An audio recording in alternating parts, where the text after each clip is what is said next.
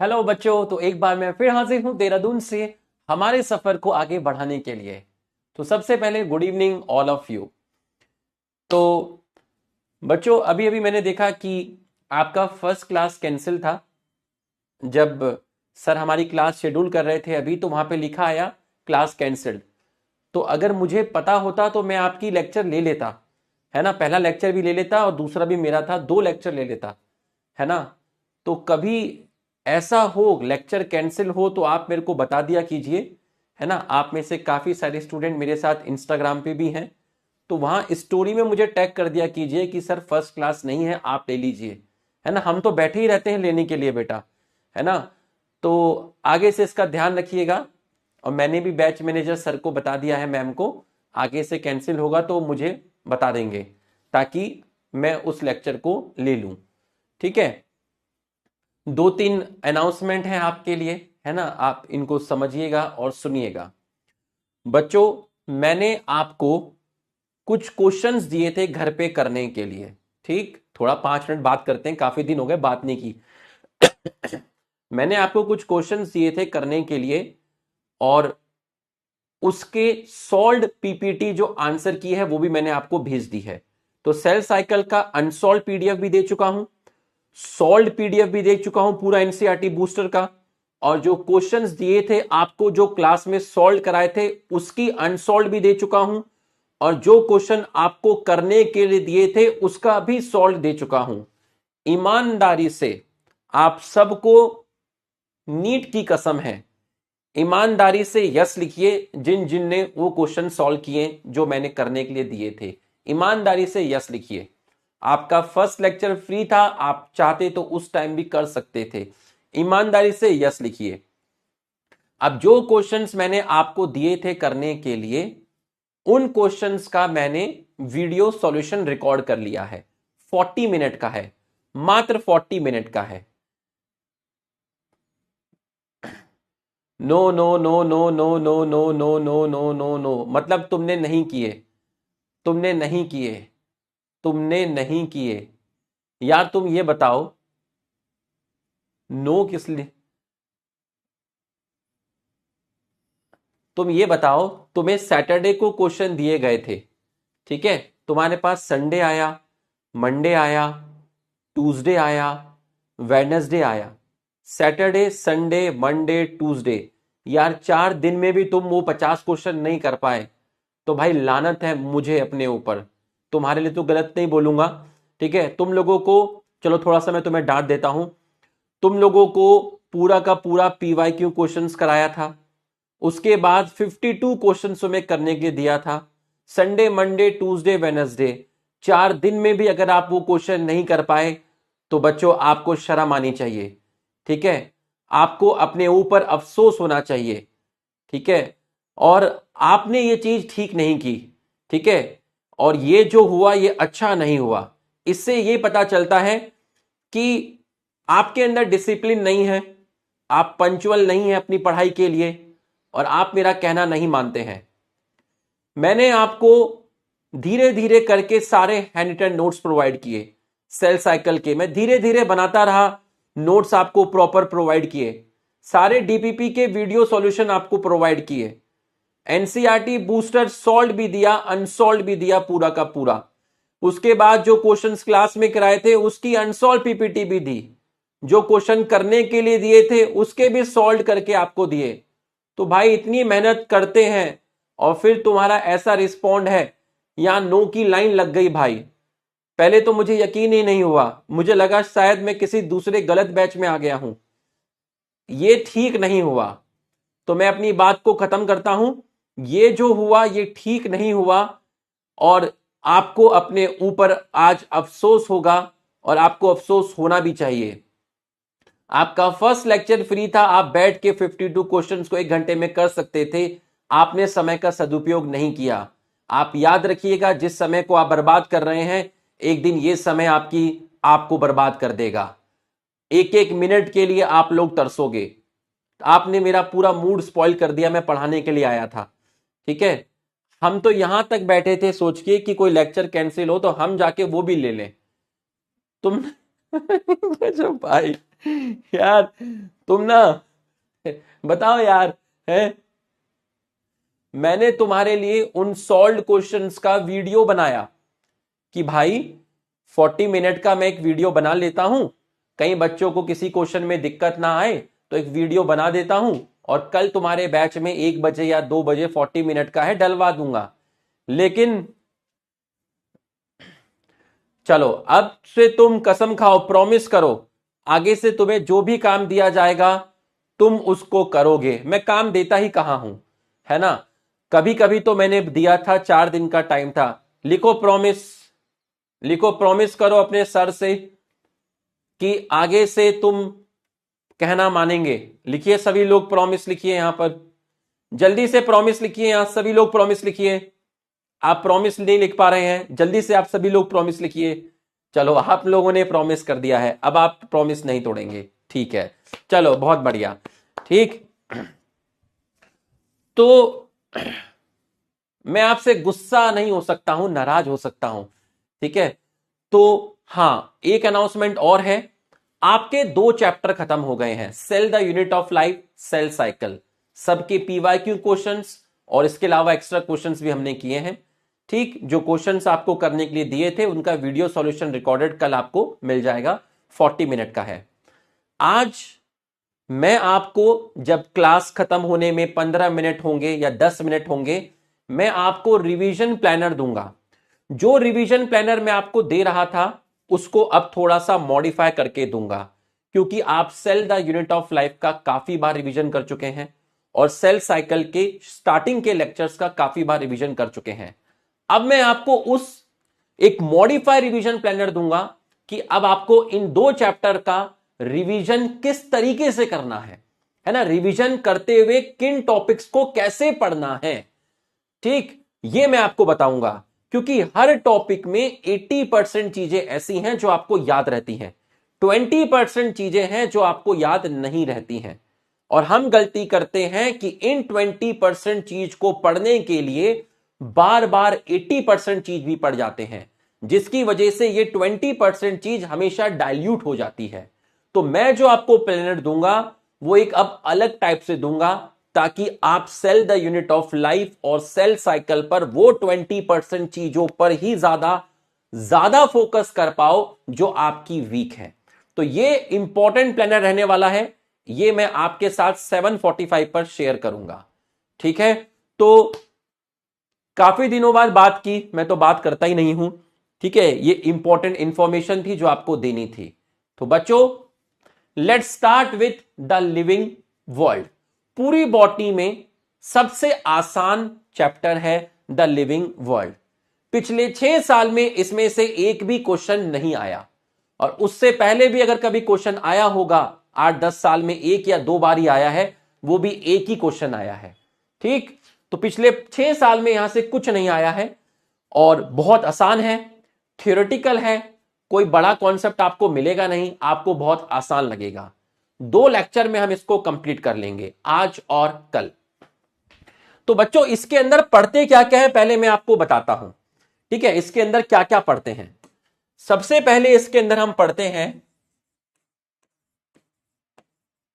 Character of living and what is living. दूसरा आप पढ़ते हैं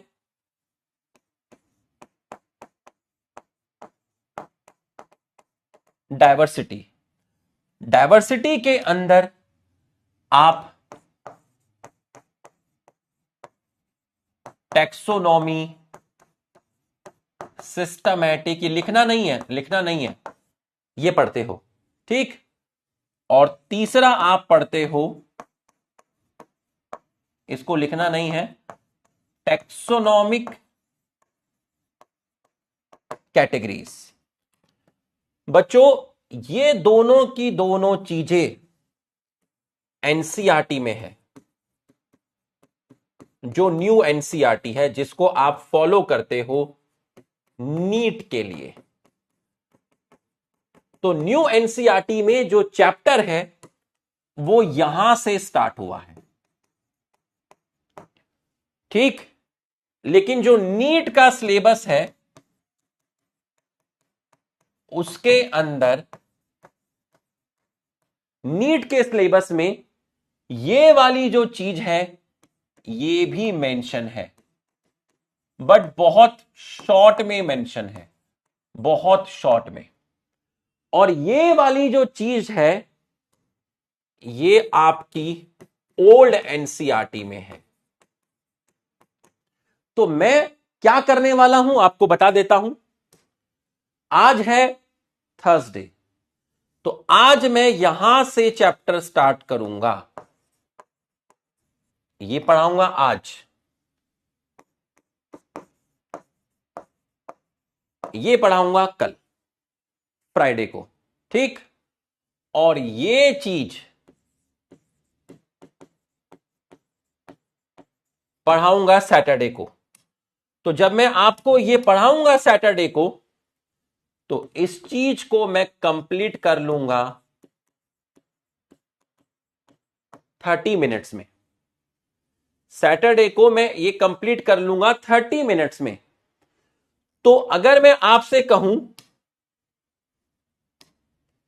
बाकी जो 1 घंटा 15 मिनट होगा उसके अंदर हम करेंगे क्वेश्चन, हम करेंगे क्वेश्चन।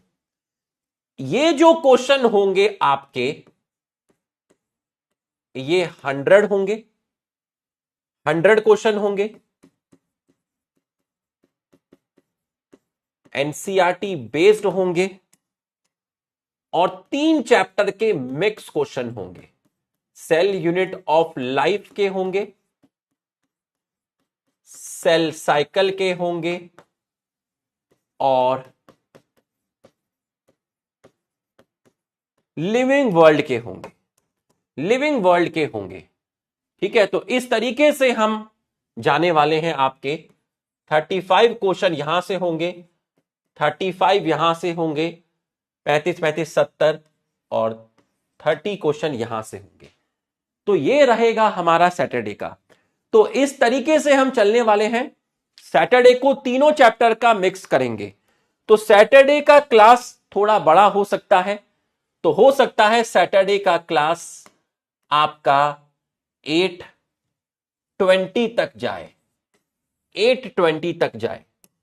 तो इसमें आप पेरेंट्स से रिक्वेस्ट करेंगे, ठीक है, on behalf of Rupesh sir, और वो request bottom of my heart से जाएगी, बॉटम ऑफ माय हार्ट, ठीक है। ये जो क्लास है ना ये बहुत खतरनाक होने वाली है। इसमें मैं मिक्स क्वेश्चन लाऊंगा 3 चैप्टर के, ठीक है। तो ये कुछ इंपॉर्टेंट बातें थी जो आपसे करनी थी, ठीक है। तो ये बात मैंने आपसे कंप्लीट कर ली है। तो हमारा 6:29 हो गया है और ये बातें जरूरी थी, ठीक। चलिए अब परमिशन दे दीजिए, चैप्टर को स्टार्ट करने का परमिशन दे दीजिए ताकि मैं चैप्टर को स्टार्ट कर सकूं। यस लिख दीजिए, एक बार यस लिख दीजिए, फटाफट यस लिख दीजिए ताकि चीजों को हम लोग स्टार्ट कर सकें। तो पहला टॉपिक है आपका diversity in the living world, new NCERT के अकॉर्डिंग। तो मैंने आपको बता दिया मैं किस तरीके से पढ़ाने वाला हूं, सारा पढ़ाऊंगा, ठीक है। थर्सडे को क्या पढ़ाऊंगा, फ्राइडे को क्या पढ़ाऊंगा, और सैटरडे को क्या कराऊंगा, ठीक है। चलिए तो हेडिंग डाल दीजिए diversity in the living world.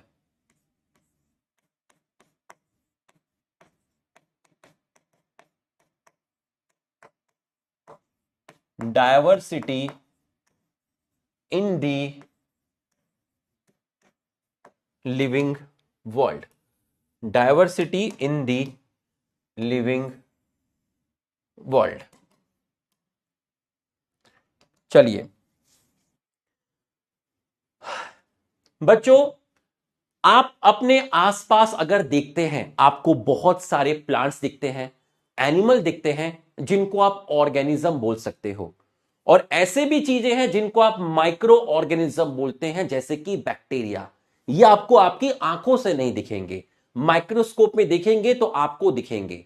तो ये जो डिफरेंट टाइप के प्लांट्स हैं, ठीक है, आपके एनिमल हैं, या मैं कहूं आपके माइक्रो ऑर्गेनिज्म हैं, ठीक है, इन सब का जो अरेंजमेंट है अर्थ पर, इसको बोलते हैं बायोडायवर्सिटी।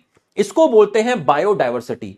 तो अगर मैं कहूं कि ये प्लांट क्या है, भाई प्लांट अपने आप में एक स्पीशीज है, एनिमल अपने आप में क्या है, स्पीशीज है, माइक्रो ऑर्गेनिज्म अपने आप में क्या है, स्पीशीज है, और इन सभी का अरेंजमेंट, डिफरेंट टाइप ऑफ या vast arrangement of plant, animal, micro organism on earth, इसको बोलते हैं बायोडायवर्सिटी। तो आपका जो पहला पॉइंट जाएगा वो जाएगा, अगर मैं आपसे कहता हूं कि प्लांट या मैं कहूं एनिमल, ठीक, और या मैं कहूं कोई भी ऑर्गेनिज्म, ये सब क्या है, ये सब क्या है, स्पीशीज है। ठीक, स्पीशीज के बारे में हम पढ़ेंगे कल की क्लास में। ठीक, मतलब स्पीशीज लिख के मैं स्पीशीज के बारे में आपको पढ़ाऊंगा कि स्पीशीज की डेफिनेशन क्या होती है, वो कल की लेक्चर में पढ़ेंगे। तो different type of, different theoretical chapter है, different type of plants, animals, micro organism on earth, इसको बोलते हैं बायो डायवर्सिटी। तो अगर मैं आपसे बोलूं कि अभी तक कितनी स्पीशीज हैं जो हमें नोन है, जिसको आप अभी तक डिस्क्राइब कर चुके हो, अगर मैं आपसे बोलूं कि अभी तक कितनी स्पीशीज को आप खोज चुके हो, कितनी स्पीशीज को आप डिस्कवर कर चुके हो, कितनी स्पीशीज को आप स्टडी कर चुके हो, कितनी स्पीशीज के बारे में आपको मालूम है, तो अगर मैं आपसे कहता हूं तो आप बोलेंगे 1.7 टू 1.8 मिलियन स्पीशीज। इसमें प्लांट्स भी आ गए, आपके एनिमल भी आ गए, आपके माइक्रो ऑर्गेनिज्म भी आ गए। तो 1.7 से 1 मिलियन स्पीशीज आपकी क्या है, नोन है, और इनको आप डिस्क्राइब कर चुके हो। अभी मैं वापस इसी स्लाइड पर आऊंगा, घबराना मत, हो सकता है कुछ बच्चों ने ना लिखा हो, मैं वापस से इसी स्लाइड पर आऊंगा। ठीक, तो अगर मैं आपको बोलता हूं, आप देखिएगा जरा, ठीक है, अगर मैं आपको बोलता हूं, ध्यान से आप पहले पैराग्राफ को देखिएगा। If you look around you, if you look around, आप आसपास देखेंगे तो you will see a large variety of living organism. आप बहुत तरह के लिविंग ऑर्गेनिज्म देखोगे, वो आपका प्लांट हो सकता है, इंसेक्ट हो सकता है, बर्ड हो सकता है योर पेट्स, और other animal and plant. There are also several organism that you cannot see with your naked eye, जैसे आपका हो गया माइक्रो ऑर्गेनिज्म। ठीक, but they are all around you, they are all around you. और किसी भी chapter को हल्के में मत लेना, मैं आपको इस चैप्टर को वैसे ही पढ़ाऊंगा, फुल कॉन्सेप्चुअल, फुल डिटेल, जैसे मैंने बाकी चैप्टर पढ़ाए हैं। मैं आपको यह मान के पढ़ाऊंगा कि हर साल नीट में इससे 10 क्वेश्चन आता है, इतनी इंपॉर्टेंट तरीके से मैं आपको पढ़ाऊंगा, भले ही 6 साल से एक भी क्वेश्चन ना आया हो। ठीक, आइए, if you were to increase the area, अगर आप एरिया को बढ़ाओगे, जिस एरिया को आप ऑब्जर्व कर रहे हो, तो जो ऑर्गेनिज्म का जो नंबर है, उनकी जो वैरायटी है, वो भी आपकी क्या होगी, इंक्रीज हो जाएगी। आप अपने घर के गार्डन में देख लीजिए, किसी दोस्त के घर चले जाइए, बड़े गार्डन में देख लीजिए, तो आपके नंबर ऑफ स्पीशीज इंक्रीज हो जाएंगे, डिफरेंट टाइप के प्लांट्स आपको मिलेंगे। Obviously if you were to visit a dense forest, एक डेंस फॉरेस्ट को आप विजिट करते हो, you would probably see a much greater number and kind of living organism. ठीक, आप किसी बड़े फॉरेस्ट में जाओगे, जंगल में एंटर करते हो तो आपको डिफरेंट तरह के प्लांट और एनिमल मिलेंगे. Each different kind of animal, आपको ये लाइन याद रखनी है, each different kind of plant animal organism that you see, जो रिप्रेजेंट करते हैं किसको, स्पीशीज को. Number of species that are known and describe 1.7 से 1.8 मिलियन, और इसको आप बोलते हैं biodiversity. Sorry, this refer to the biodiversity और the number and type of organism present on earth. We should remember here that as we explore new area and even old one, new organism are identified. जैसे जैसे आप नए area को identify करोगे, नए area को explore करोगे, तो आपको हो सकता है वहां नई स्पीशीज मिले. यह है आपका पहला पैराग्राफ. ठीक, इसके ऊपर अगर मैं आपसे एक सिंपल सा क्वेश्चन दूं, number of species known and describe range between, ये बिलियन नहीं होगा, शायद ये मिलियन होगा. तो पहला तो आपका गलत हो गया. Different kind of plants, animal और ऑर्गेनिज्म आर स्पीशीज, करेक्ट है.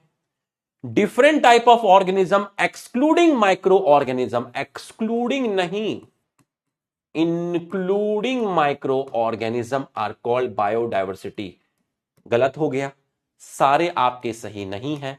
तो आपका जो आंसर जाएगा वो जाएगा option B.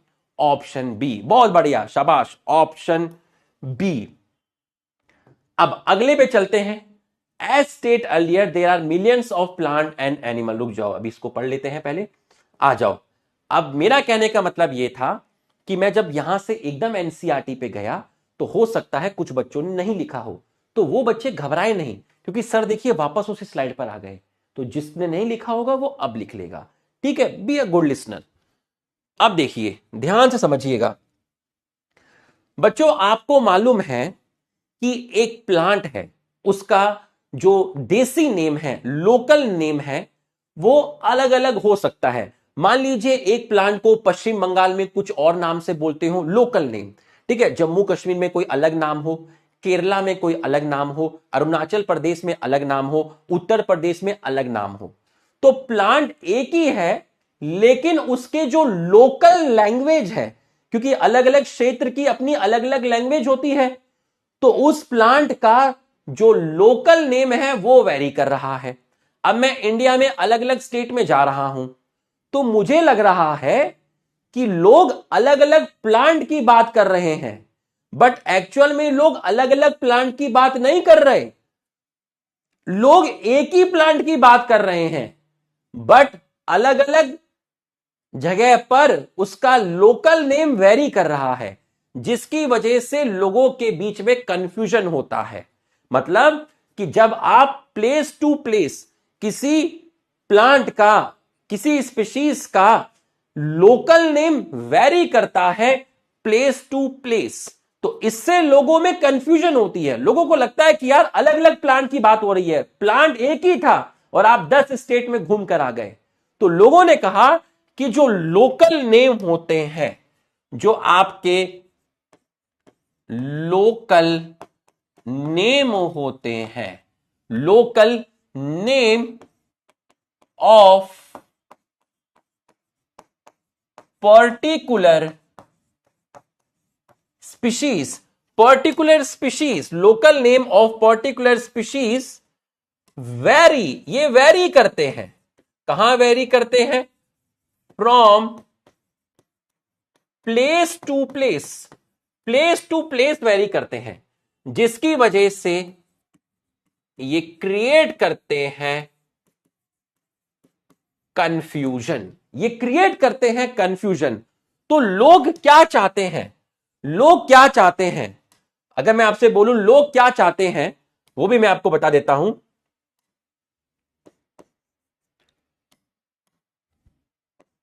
What biologist wants, लोग क्या चाहते हैं? लोग चाहते हैं we must have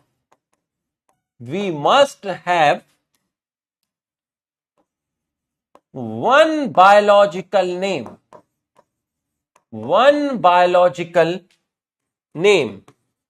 हमारे पास एक बायोलॉजिकल नेम होना चाहिए, या मैं कहूं हमारे पास एक साइंटिफिक नेम होना चाहिए फॉर वन ऑर्गेनिज्म. और आप पूरा का पूरा इंडिया छोड़िए, पूरा का पूरा वर्ल्ड घूम लीजिए, बट वो नाम चेंज नहीं होगा. अगर आम को मैंगीफेरा इंडिका बोलते हैं, अगर मैंगो को मैंगीफेरा इंडिका बोलते हैं, तो पूरे वर्ल्ड में कहीं पे भी जाइए मैंगीफेरा इंडिका ही होगा. तो we must have one biological name और scientific name for one organism, and it won't change all over the world. It won't change all over the world. पूरा वर्ल्ड घूम लीजिए, ये नाम आपका चेंज नहीं होना चाहिए कहीं पर भी, ये हम लोग चाहते हैं. तो आइए जरा, as stated earlier, there are millions of plant and animal in the world. We know that plant and animal in our own area by their local name. These local name would vary from place to place, even within a country. Probably you would recognize the confusion that would be created if we didn't find way and means to talk to each other to refer to organism we are talking about. You would recognize the confusion. आपको एक confusion create करेगी. That would be created if we didn't find way.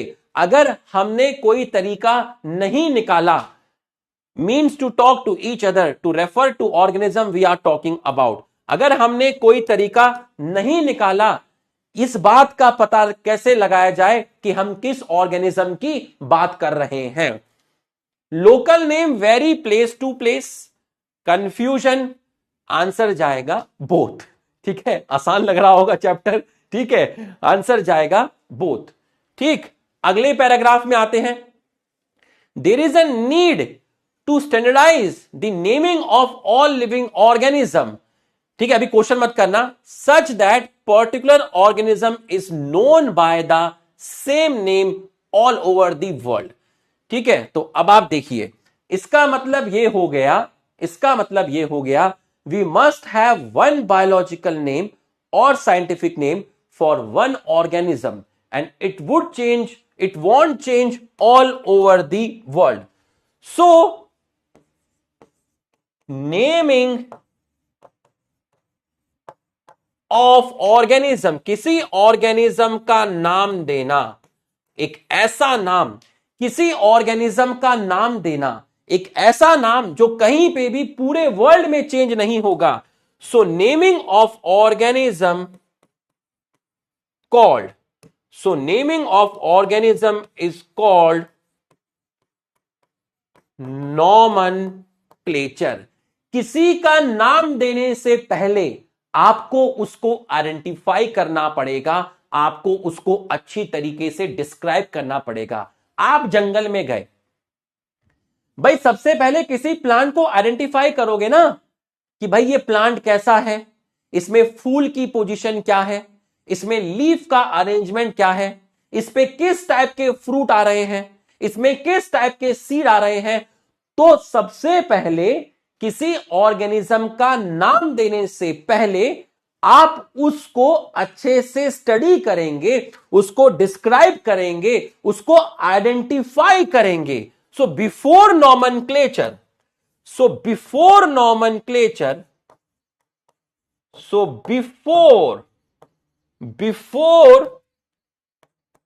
Nomenclature, नाम देने से पहले we have to describe particular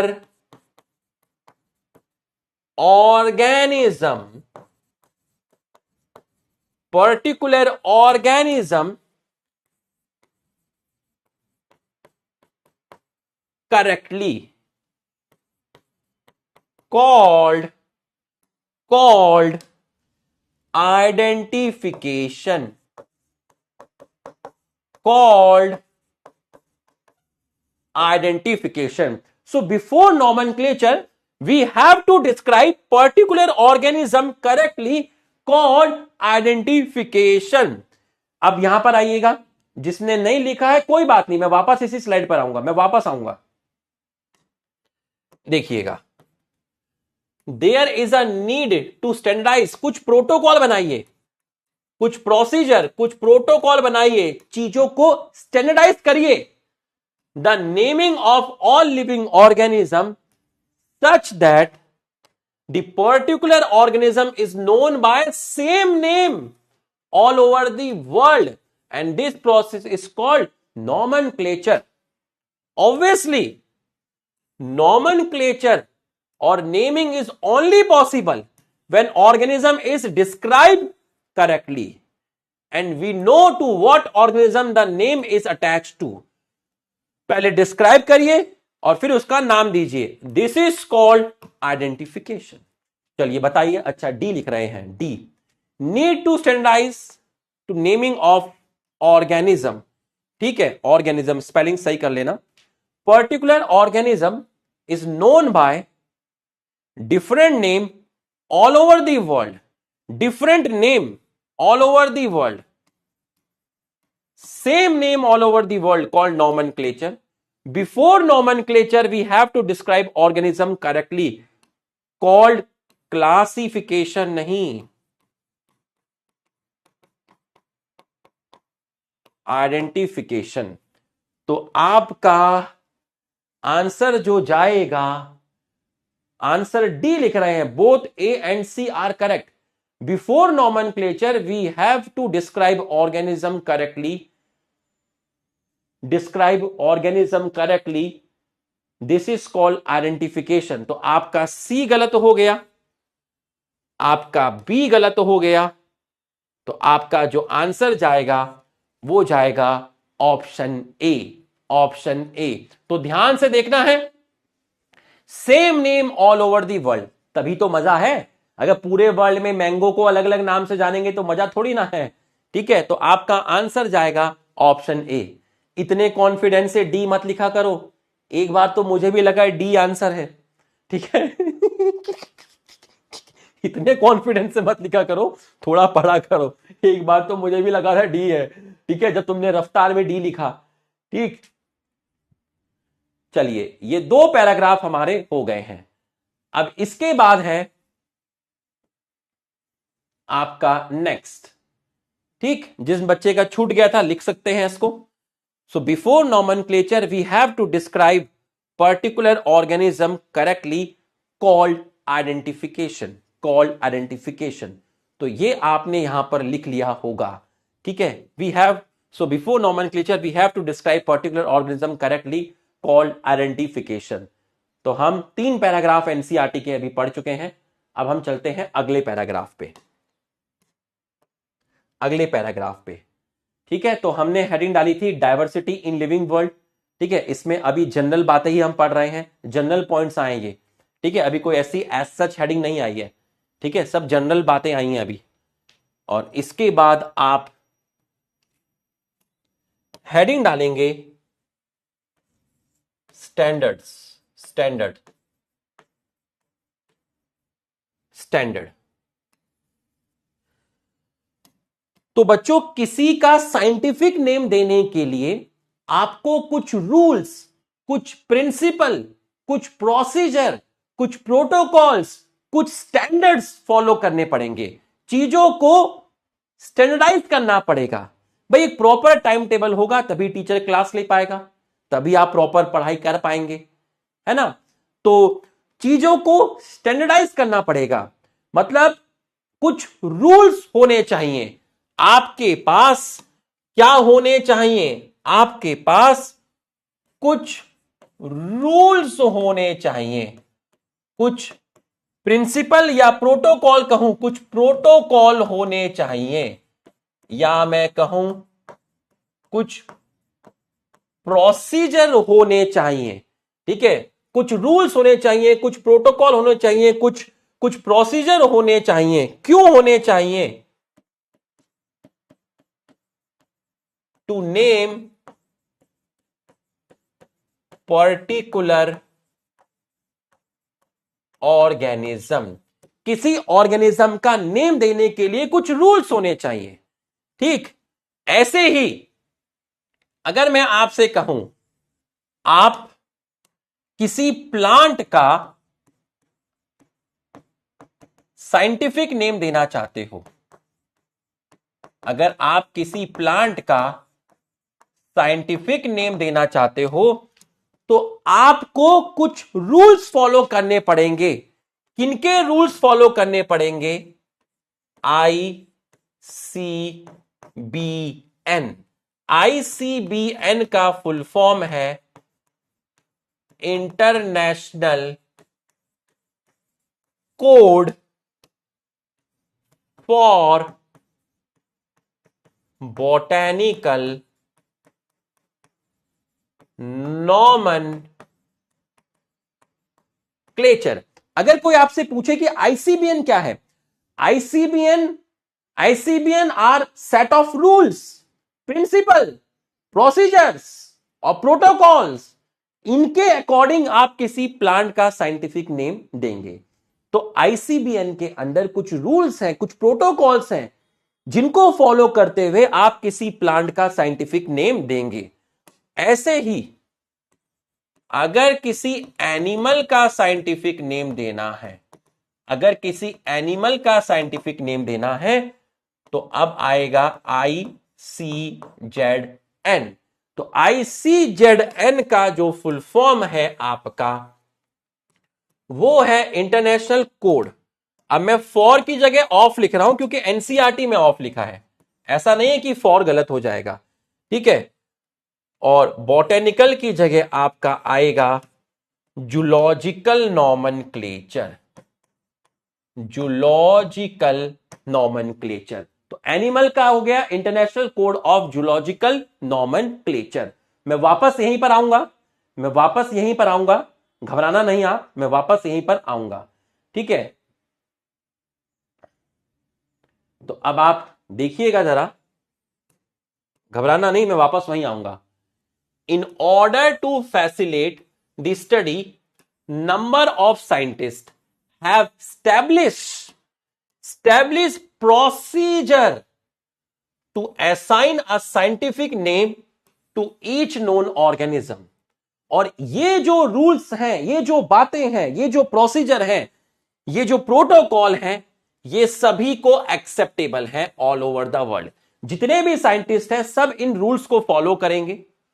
for plant, scientific name are based on principle and criteria which are provided in International Code for Botanical Nomenclature. You may ask, how are animals named? Animal का नाम किस तरीके से देंगे? Animal taxonomists have evolved International Code of Zoological Nomenclature. The scientific name ensure करेंगे, क्या ensure करेंगे? कि हर ऑर्गेनिज्म का एक ही नाम होगा। बता चुका हूं, description of any organism should enable the people to arrive at the same name। मतलब जब आप किसी ऑर्गेनिज्म को डिस्क्राइब करोगे तो पूरे वर्ल्ड में एक ही पिक्चर जानी चाहिए कि हां आप इसी ऑर्गेनिज्म के बारे में बात कर रहे हैं, मतलब चीजें एकदम क्लियर होनी चाहिए।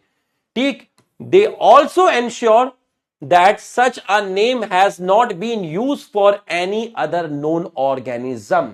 मतलब कि भैया वो नाम एक ही स्पीशीज का होना चाहिए, ऐसा ना हो कि भैया मैंगीफेरा इंडिका मैंगो को भी बोलते हो और आपके अमरूद को भी बोलते हो, नहीं, वो नेम एक ही ऑर्गेनिज्म को मिलना चाहिए। Many scientist establish procedure to assign local name, local name नहीं, साइंटिफिक नेम, गलत हो गया। ठीक है, ये आपका गलत हो गया। क्या लिख रहे हैं? सी लिख रहे हैं। For plant scientific name based on the principle and criteria given by ICZN। ICZN नहीं, ICBN। For animal, it is ICZN, International Code of Zoological Nomenclature. Scientific name ensure each organism has two scientific name. Two नहीं, one scientific name. And name has not been used for any other organism. ये भी आपका गलत हो गया। तो answer जाएगा आपका ऑप्शन सी। आंसर आपका जाएगा option C. Biologists follow universally accepted principle to provide scientific name. अब डालेंगे आप इंपॉर्टेंट हेडिंग। ठीक है, ये आप लिख लीजिए, जिसका छूट गया था, जिस भी छोटे भाई बहन का छूट गया था, ये यहां से लिख सकते हैं। अब आपकी इंपॉर्टेंट हेडिंग डालोगे जहां से क्वेश्चन आने की चांसेस है। ठीक है, वो है आपका बायनोमियल नॉमेनक्लेचर। तो हमने क्या किया, अभी हमने स्टैंडर्ड था, ठीक है, ये जनरल पॉइंट से आपके। अब आप हेडिंग डालेंगे बायनोमियल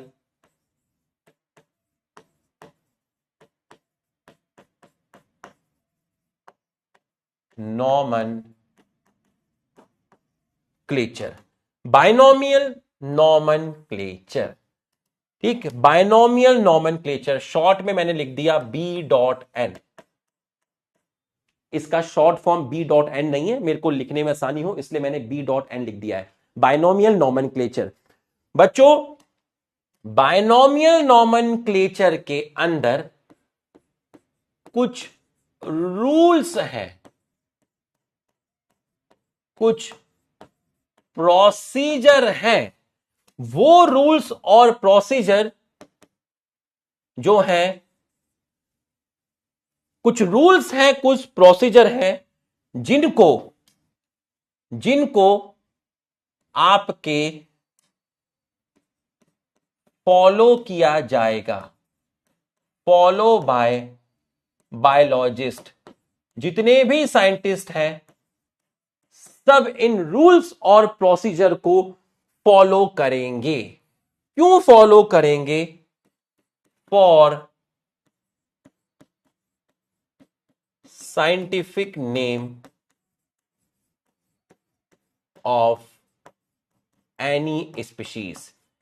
किसी भी स्पीशीज का साइंटिफिक नेम देने के लिए कुछ रूल्स और प्रोसीजर फॉलो किए जाएंगे।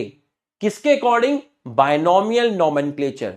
तो बायनोमियल नॉमेनक्लेचर में कुछ रूल्स हैं, कुछ प्रोसीजर्स हैं, कुछ प्रोटोकॉल हैं जो वर्ल्ड के सभी बायोलॉजिस्ट को फॉलो करने हैं अगर वो किसी भी स्पीशीज का नाम दे रहे हैं, किसी भी ऑर्गेनिज्म का नाम दे रहे हैं।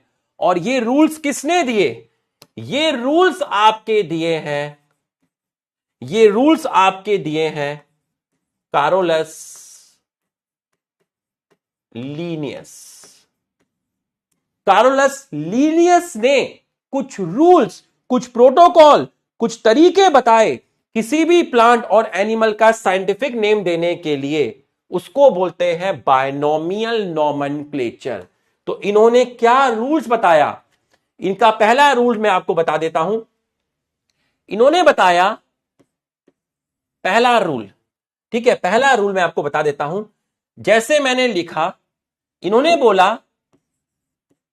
एवरी ऑर्गेनिज्म, हर ऑर्गेनिज्म का, एवरी ऑर्गेनिज्म, हर ऑर्गेनिज्म का पहला रूल, एक ही बायोलॉजिकल नेम होगा, एक ही बायोलॉजिकल नेम होगा, एक ही साइंटिफिक नेम होगा, एक ही बायोलॉजिकल नेम होगा, एक ही साइंटिफिक नेम होगा all over the world.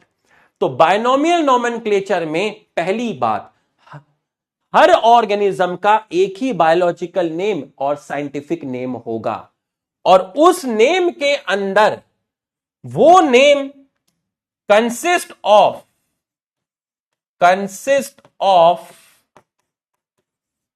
To words. उस नाम में दो वर्ड्स होंगे, इसलिए बोलते हैं बाई। बाई का मतलब होता है टू। उस नाम के अंदर दो वर्ड्स होंगे, उस नाम के अंदर दो वर्ड्स होंगे। जैसे मैं कहूं पहला वर्ड है मैंगीफेरा और दूसरा वर्ड है इंडिका, तो आपके कितने नाम हो गए? नाम है आपका एक और नाम है मैंगीफेरा इंडिका। किसके लिए दिया गया है मैंगीफेरा इंडिका? मैंगीफेरा इंडिका दिया गया है मैंगो का साइंटिफिक नेम। तो किसी भी ऑर्गेनिज्म का एक ही साइंटिफिक नेम होगा और उस साइंटिफिक नेम का नाम है मैंगीफेरा इंडिका, और उस साइंटिफिक नेम में दो वर्ड होंगे। पहला वर्ड है मैंगीफेरा, दूसरा वर्ड है इंडिका। तो जो फर्स्ट वर्ड होता है उसको बोलते हैं जीनस और जेनरिक नेम, और जो दूसरा वर्ड होता है उसको बोलते हैं आप स्पीशीज और स्पेसिफिक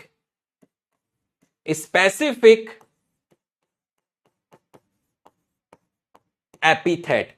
तो किसी भी, अब आम के दो साइंटिफिक नेम नहीं है, आम का एक साइंटिफिक नेम है, वो नाम है मैंगीफेरा इंडिका। बट इस नाम में बाई मतलब टू, इस नाम में दो वर्ड है।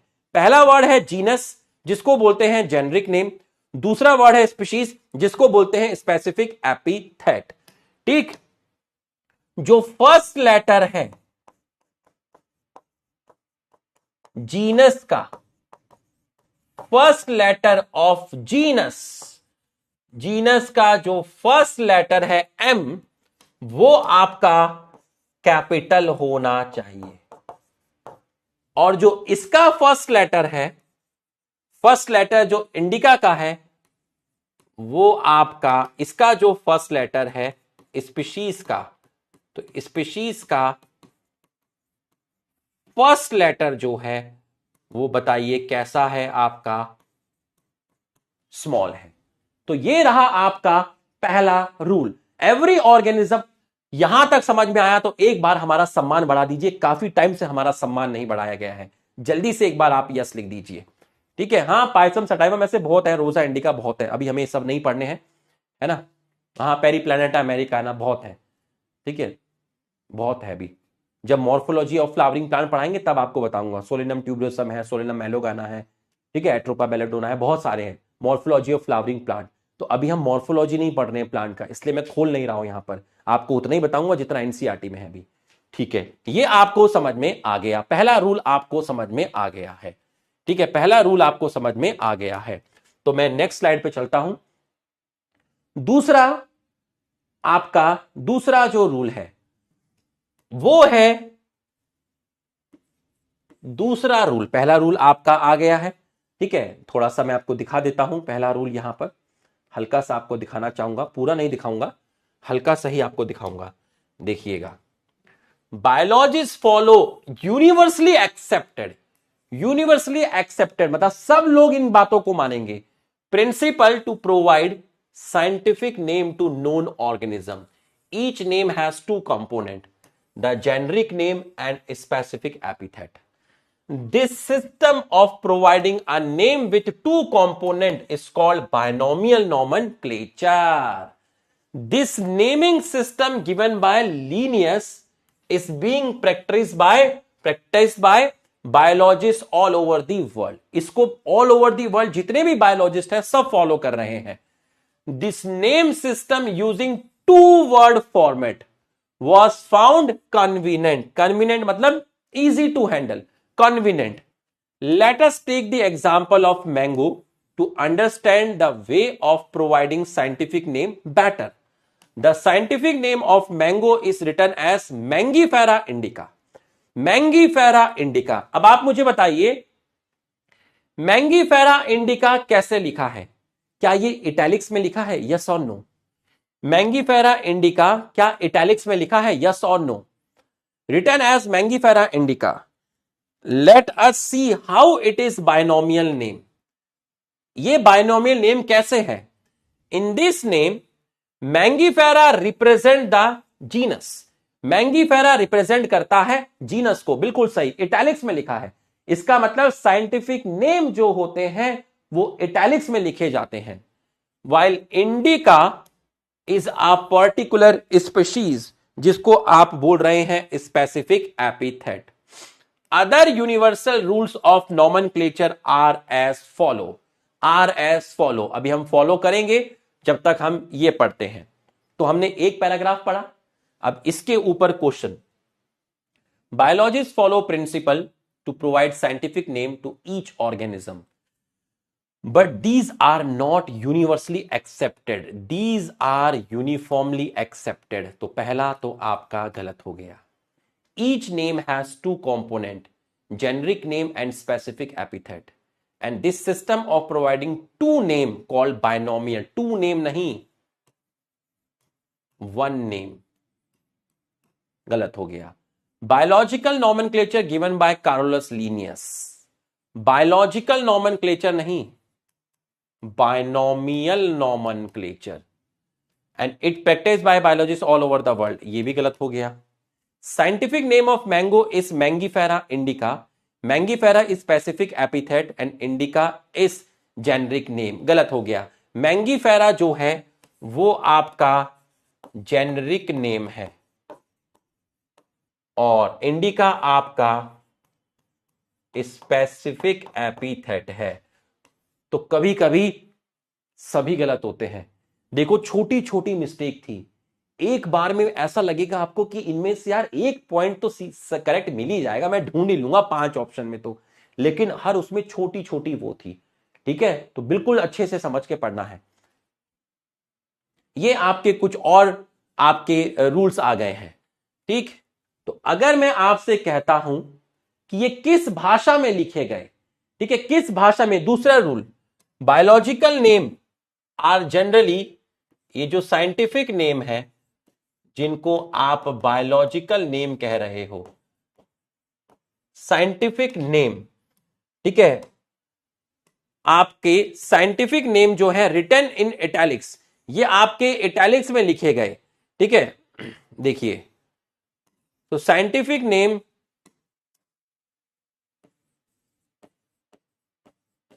जनरली इन लेटिन, अब इसका मतलब क्या है, generally in Latin but written in italics, but written in italics. अब इसका मतलब समझिए, बट रिटन इन इटैलिक्स। बच्चों लेटिन लैंग्वेज है, किस भाषा में ये नाम लिखे गए थे, लेटिन भाषा में लिखे गए थे। तो लेटिन क्या है, लेटिन एक डेड लैंग्वेज है, डेड लैंग्वेज है जो अब बोली नहीं जाती, इसका कोई भी आपका नेटिव स्पीकर नहीं है। पहले, ठीक है, पुराने टाइम में तब ये लैंग्वेज थी। तो साइंटिफिक नेम किस लैंग्वेज में लिखे गए, लेटिन लैंग्वेज में लिखे गए। लेटिन लैंग्वेज कैसी लैंग्वेज है, डेड लैंग्वेज है, मतलब ये अब एग्जिस्ट नहीं करती, it do not exist now, it do not exist, अब ये लैंग्वेज एग्जिस्ट नहीं करती। बट रिटन इन इटैलिक्स, लेटा के टेढ़ा करके लिखा गया, written in italics, written in italics, written in italics. ये देखिए, biological name are generally in Latin and written in italics, they are latinised, derived from Latin irrespective of their origin, irrespective of their origin मतलब Latin जो है आपकी वो dead language है। ठीक, ये पॉइंट भी पढ़ चुके हैं। The first word in biological name represent the genus while the second component denote the specific epithet। ठीक, और ये वाला पढ़ चुके हैं। The first word denoting the genus start with capital letter while the specific epithet start with small letter। It can be illustrated with the example। देखिए, Mangifera का M capital है और स्पेसिफिक एपिथेट का I आपका क्या है, small है। तो ये हो गया। तो आप साइंटिफिक नेम इटैलिक्स में लिखेंगे। या तो आप कैसे लिखेंगे इटैलिक्स में लिखेंगे, आप लिखेंगे मैंगीफेरा इंडिका, ऐसे लिखेंगे, लिटा के लिखेंगे, इटैलिक्स में लिखेंगे। ठीक है, तो आपके जो नाम होने चाहिए वो इटैलिक्स में लिखेंगे। और third rule, if it is handwritten, if it is handwritten, handwritten का मतलब क्या है? ठीक है, if it is handwritten, अभी ये 2 लाइन यहां पे छोड़ना, अभी 2 लाइन छोड़ देना, मैं यहां कुछ लिखूंगा, 2 लाइन छोड़ देना। ठीक है, उसके बाद लिखना, 2 लाइन छोड़ देना, मैं कुछ लिखूंगा। If it is handwritten, if it is handwritten मतलब अगर आप लिटा के नहीं लिखना चाहते, सीधा लिखना चाहते हैं, अगर आप इटैलिक्स में नहीं लिखना चाहते, इस तरीके से लिखना चाहते हैं, तो आपको इनको सेपरेटली अंडरलाइन करना पड़ेगा। तो ये लिखने का तरीका भी सही है, करेक्ट है। और अगर आप ऐसे नहीं लिखना चाहते, आप इटैलिक्स में लिखना चाहते हैं, तो आप अंडरलाइन नहीं करेंगे। दोनों लिखने के तरीके सही हैं। यहां अंडरलाइन नहीं है, यहां अंडरलाइन है, क्योंकि यहां आपने इटैलिक्स में नहीं लिखा है। तो बच्चों, यही आपको समझ में आया तो यस लिखिए। If it is handwritten, then if it is handwritten, if it is handwritten, then separately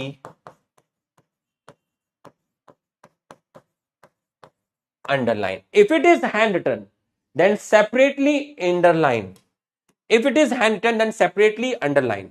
ये आपको समझ में आया तो आप यस लिखिए। देखिए, ये अपन यहां पे आपको दिखा देते हैं। Both the word in biological name when handwritten are separately underlined or printed in italics to indicate their Latin origin। या फिर इटैलिक्स में लिखिए, और इटैलिक्स में नहीं है, सेपरेटली अंडरलाइन करना है। ठीक है, हैंड रिटन तो आप उसको सेपरेटली अंडरलाइन करिए, जो इनके लेटिन ओरिजिन को बताता है। ये 4 पॉइंट हमने आपके पढ़ लिए हैं। अब इसके ऊपर आ जाइए question. Biological name are generally in Latin, written in italics, सही है। They are Latinized irrespective of origin, ये भी सही है। First word is genus start with small letter, small नहीं, capital letter, and the second is specific epithet start with capital, capital नहीं, small, गलत हो गया। Both word in biological name when handwritten are underlined together, together नहीं, separately. A and B both are correct. A and B both are correct. तो answer आपका जो जाएगा वो जाएगा E, आंसर आपका जाएगा E, आंसर आपका जाएगा E। ठीक है, अब आप इसको भी देख लीजिए। इसके बाद है आपका, देखिए नेक्स्ट रूल क्या है। 3 के बाद आएगा 4, क्योंकि बच्चों 3 के बाद 4 आता है, 3 के बाद आता है आपका 4, 3 के बाद आता है आपका 4। ठीक, छोटा है ये, 2 लेक्चर में खत्म हो जाता है ये। ठीक है, सैटरडे को तो हम वो पढ़ेंगे जो एनसीईआरटी के अंदर नहीं है, वो भी सिर्फ 25-30 मिनट में खत्म हो जाएगा। उसके बाद तो हमें क्वेश्चन करने हैं।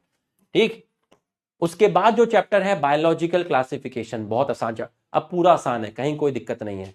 बस चैप्टर आएंगे जाएंगे कंप्लीट करेंगे, कहीं कोई दिक्कत नहीं है। ठीक है, सबसे ज्यादा जो कॉन्सेप्चुअल चैप्टर था वो था सेल साइकिल वाला। 4th देखिए, name of author, name of author scientist who describe the name, जिसने नाम दिया है, हु डिस्क्राइब द नेम, जिसने नाम दिया है। ठीक है, जिसने नाम दिया है, भाई किसी ऑर्गेनिज्म का, किसी प्लांट का इस बंदे ने साइंटिफिक नेम दिया है, तो उस नेम ऑफ ऑथर और scientist who describe the name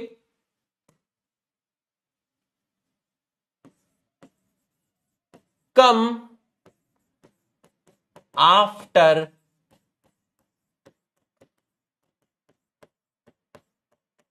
specific epithet, उसका साइंटिस्ट का नाम आना चाहिए after specific epithet in short और एब्रीविएटेड फॉर्म। जैसे मैंगीफेरा इंडिका है, ठीक है, मैंगीफेरा इंडिका है, तो कैसे आएगा देखिए, मैंगीफेरा इंडिका, इसका नाम लीनियस ने दिया, तो लीनियस का शॉर्ट फॉर्म आएगा LINN, LINN, LINN। तो लीनियस ने मैंगीफेरा इंडिका को डिस्क्राइब किया, तो जो साइंटिस्ट जिसको डिस्क्राइब करेगा, जिस स्पीशीज को डिस्क्राइब करेगा, उस साइंटिस्ट का नाम शॉर्ट फॉर्म में आना चाहिए स्पेसिफिक एपिथेट के बाद, स्पेसिफिक एपिथेट के बाद। तो तीन चीजें हो गई, पहला हो गया जीनस, दूसरा हो गया स्पीशीज, तीसरा हो गया नेम ऑफ ऑथर। तीनों को मिलाकर आप बोलते हैं बाइनोमियल एपिथेट।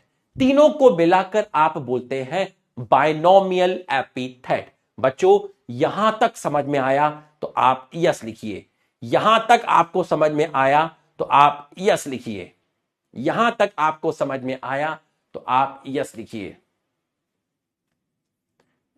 यश कहां है उसको भी ले आओ, अरे यश अब आएगा 2 चैप्टर खत्म होने के बाद, खेल रहा होगा वो नीचे।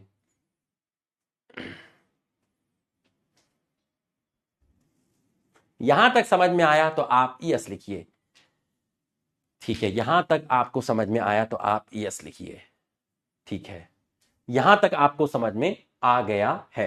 अब मैं कुछ 1-2 पॉइंट यहां पर ऐड करूंगा एक्स्ट्रा, ठीक है, 1-2 पॉइंट यहां पर ऐड करूंगा, ठीक है, अभी करूंगा, पहले इसको देख लीजिए। Name of author appear after the specific epithet at the end of biological name and is written in abbreviated form. Example Mangifera indica Lin। अब आप देखिए लिन जो है वो इटैलिक्स में नहीं लिखा है, लिन इटैलिक्स में नहीं आएगा, नेम ऑफ ऑथर इटैलिक्स में नहीं आएगा, ठीक है, नेम ऑफ ऑथर जो है वो इटैलिक्स में नहीं आएगा। It indicate that species was first describe by Linnaeus. चलिए करेक्ट स्टेटमेंट, ठीक है, name of author appear after generic name, name of author appear after generic name, after generic name नहीं, आफ्टर स्पेसिफिक एपिथेट, ठीक है। तो ये आपका, ये तो सही था at the end of biological name, but ये आपका गलत हो गया। Name of author written in abbreviated form after genus, genus नहीं species. Mangifera indica Lin indicate that species first describe by Linnaeus, ये आपका सही है। अब देखिए ये थोड़ा सा इटैलिक्स में नहीं लिखा है, एक्चुअल में जो कंप्यूटर वाले सर हैं अब उन्होंने इसको इटैलिक्स में नहीं लिखा है, ठीक है, वो इस फील्ड के नहीं है, बायोलॉजी फील्ड के नहीं है। तो मेरा कहने का मतलब यह है कि ये मैंगीफेरा इंडिका अगर ऐसे लिखा गया है या तो उसको अंडरलाइन करना चाहिए था, लेकिन मैंने जो क्वेश्चन दिया था वो क्वेश्चन में मैंने मैंगीफेरा इंडिका को इटैलिक्स में लिखाया था, ठीक है, इसको मैंने ऐसे लिखवाया था इंडिका, ठीक है। आंसर इसका सी है, डी मत लगाना, ठीक है, आंसर इसका सी है, ठीक है, आंसर आपका सी है, ठीक है। तो बच्चों अगर नीट में क्वेश्चन आ जाता ऐसे ही, मान लो ऐसे ही नीट में क्वेश्चन आ जाता तो आंसर डी जाता, क्योंकि आपने जो नाम लिखा था वो इटैलिक्स में नहीं लिखा था। दूसरा, आपने उसको अगर इटैलिक्स में नहीं लिखना था तो कोई बात नहीं, लेकिन आपको अंडरलाइन करना चाहिए था अलग अलग, ठीक है। तो क्वेश्चन में जो मैंने दिया था उनको वो मैंने इटैलिक्स में करके दिया था, तो उसके अकॉर्डिंग आंसर सी जाएगा। मान लो नीट के पेपर में क्वेश्चन आ जाता और इटैलिक्स में नहीं लिखा होता, ऐसे लिखा होता, जैसे ऑप्शन सी था ऐसे लिखा होता, तो आपका आंसर जाता है डी, नन ऑफ दीज, क्योंकि सी स्टेटमेंट भी गलत हो जाता, क्योंकि वो इटैलिक्स में नहीं था और दूसरा वो सेपरेटली अंडरलाइन नहीं था। तो ये चीज आप याद रखेंगे, ठीक। यहां तक आपको समझ में आया तो एक बार आप हमारे सम्मान में यस लिख दीजिए, इसमें बहुत मलाई मिलेगी।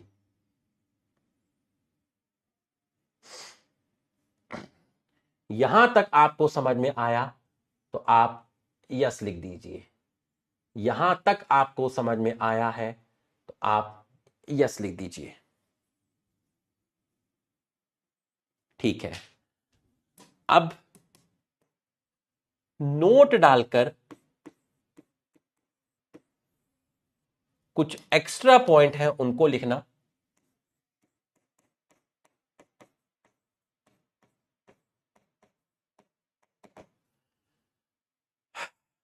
देखो, जब आपकी 11th की बॉटनी खत्म हो जाएगी, है ना, जब आपकी 11th की बॉटनी खत्म हो जाएगी तो आपके जितने भी बॉटनी के चैप्टर हैं, हर चैप्टर पर मैं आपका एक लेक्चर लूंगा 30 मिनट्स का, सिर्फ 30 मिनट्स का। उन 30 मिनट्स में मैं कुछ ऐसे एक्स्ट्रा पॉइंट की बात करूंगा, ठीक है, कुछ ऐसे एक्स्ट्रा पॉइंट की बात करूंगा जो आपके एनसीईआरटी में नहीं है। अगर मैं ये सारे के सारे पॉइंट अभी से बात करने लगूं हर चैप्टर के अंदर, हर टॉपिक के अंदर, तो आपके नोट्स बहुत बड़े होते जाएंगे। तो जो चीज आउट ऑफ एनसीईआरटी है वो नीट में नहीं आती है, यही कहा जाता है और पिछले 4-5 साल से यही पैटर्न है। तो अगर मुझे बताना हो यहां पे मैं काफी सारी चीजें बता सकता हूं, लेकिन वो आपकी एनसीईआरटी में नहीं है। तो मेरी बात को समझना, अभी मैं यहां कंपाउंड स्पेसिफिक एपिथेट बताऊं, है ना, और भी कुछ है, सिनोनियम्स बताऊं, टोटोनियम्स बताऊं, ऐसे बहुत सारी चीजें हैं। इससे आपकी नॉलेज बढ़ेगी, आपका ज्ञान बढ़ेगा, ठीक है, आपको अच्छा भी लगेगा कि आज हमने ये चीज सीखी। लेकिन जब आपकी 11वीं खत्म होगी और 12वीं खत्म होगी तो आपके पास इतना सारा सामान हो जाएगा और आप इन एक्स्ट्रा के चक्कर में जो एनसीईआरटी में जो कोर चीजें हैं वो आपके दिमाग से भूलना स्टार्ट हो जाएगा। ठीक, इसलिए मैंने चीजों को कभी मिक्स नहीं किया, ठीक है, इसलिए मैं कभी एनसीईआरटी के बाहर नहीं गया। तो जब आपकी पढ़ाई खत्म हो जाएगी 11वीं क्लास की तो 11-12 लेक्चर और लिए जाएंगे, ठीक है, जिसमें हर एक लेक्चर का जो ड्यूरेशन होगा 30 मिनट का होगा, ठीक है। और अगर हम 1 घंटा 45 मिनट का एक लेक्चर लेंगे तो फिर तो 4 या 5 लेक्चर में हमारा कंप्लीट हो जाएगा, ठीक है। तो इसलिए मैं अभी चीजों को मिक्स नहीं कर रहा हूं, ठीक। एक दो पॉइंट आपको बता रहा हूं, ठीक है। जैसे मैंने आपको बोला, एक प्लांट सुना होगा आपने, China rose, China rose, China rose को बोलते हैं हिबिस्कस रोजा साइनेंसिस। इसको शायद हाइफन बोलते होंगे, छोटा सा डंडा जो लगाया है, ठीक है, छोटा सा डंडा लगाया है, हिबिस्कस रोजा साइनेंसिस। अब आप देखिए, आपको यहां पर लगेगा हिबिस्कस रोजा साइनेंसिस, तो ये तो है आपका जीनस। ये जो आपको स्पेसिफिक एपिथेट लग रहा है ये थोड़ा अजीब लग रहा है, क्योंकि जैसे मैं कहूं मैंगीफेरा इंडिका, दो ही नाम है। जैसे मैं कहूं पैंथेरा लियो, लायन को बोलते हैं, दो वर्ड है, दो नाम नहीं, दो वर्ड है। मैंगीफेरा इंडिका दो वर्ड है, पैंथेरा लियो लायन को बोलते हैं, दो वर्ड है। पैंथेरा टिग्रिस टाइगर को बोलते हैं, दो वर्ड है। लेकिन यहां थोड़ा अजीब लग रहा है, हिबिस्कस रोजा साइनेंसिस। तो ये जो आपको दिख रहा है ये आपको एक सिंपल स्पेसिफिक एपिथेट नहीं दिख रहा है। ऐसे स्पेसिफिक एपिथेट को बोलते हैं कंपाउंड स्पेसिफिक एपिथेट।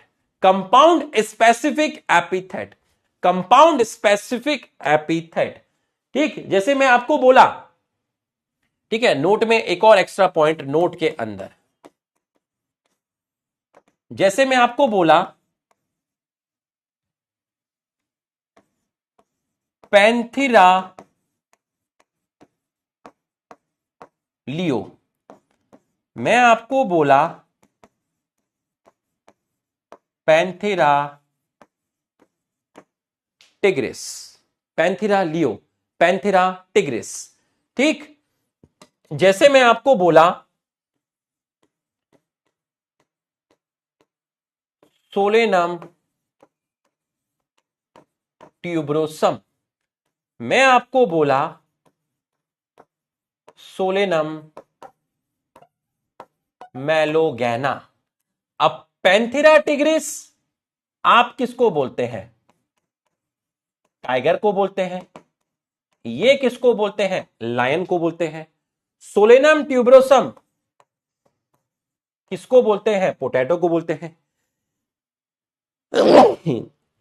जिन जिन के साइंटिफिक नेम मैं आपको बताऊंगा, बस आपको उन्हीं के याद रखने हैं, बाकी किसी के याद नहीं रखने। सोलेनम मेलोगैना ब्रिंजल को बोलते हैं। मैं आपको वही बताऊंगा जो एनसीईआरटी के अंदर है, ठीक है, जो उसके अलावा आपको नहीं पढ़ने हैं। ठीक, अंडरलाइन नहीं करूंगा ना, इटैलिक्स में लिखा है। अरे समझो, अंडरलाइन नहीं करूंगा क्योंकि इटैलिक्स में लिखा है। और मान लो मैंने इटैलिक्स में नहीं भी लिखा होता, मान लो मैंने इटैलिक्स में नहीं लिखा होता, सीधा सीधा लिखा होता, और मैंने अगर अंडरलाइन नहीं भी किया, तो तुम माइंड मत करना, मैं तो तुम्हें जनरल पढ़ा रहा हूं। ठीक है, जो रूल्स हैं वो रूल्स मैंने आपके यहां पर लिख दिए हैं। आगे भी मान लीजिए कभी प्लांट किंगडम में कोई नाम आ गया तो मैं अंडरलाइन नहीं करूंगा, बात समझ में आया? और मैं इटैलिक्स में भी नहीं लिखूंगा, मैं तो नॉर्मल इंग्लिश में लिखूंगा जैसे लिखते हैं। लेकिन आप रूल्स ध्यान रखिएगा, जब ये क्वेश्चंस की फॉर्म में आएगा तभी मैं उन रूल्स को फॉलो करूंगा, वरना मैं एक जनरल पढ़ाते हुए लैंग्वेज में लिखूंगा। ठीक है, अब ये सब मैंने इटैलिक्स में लिखे हैं, पैंथेरा लियो, पैंथेरा टिग्रिस, सोलेनम ट्यूबरोसम, सोलेनम मेलोगैना। तो इससे आप देखिए, पैंथेरा लियो, पैंथेरा टिग्रिस, सोलेनम ट्यूबरोसम, सोलेनम मेलोगैना, लेकिन यहां ऐसा नहीं हुआ। हिबिस्किस रोजा साइनेंसिस, तो ये जो नाम है इस तरीके से, इसको बोलते हैं कंपाउंड स्पेसिफिक एपिथेट। बच्चों समझ में आया तो यस लिखिए, समझ में आया तो यस लिखिए, समझ में आया तो यस लिखिए।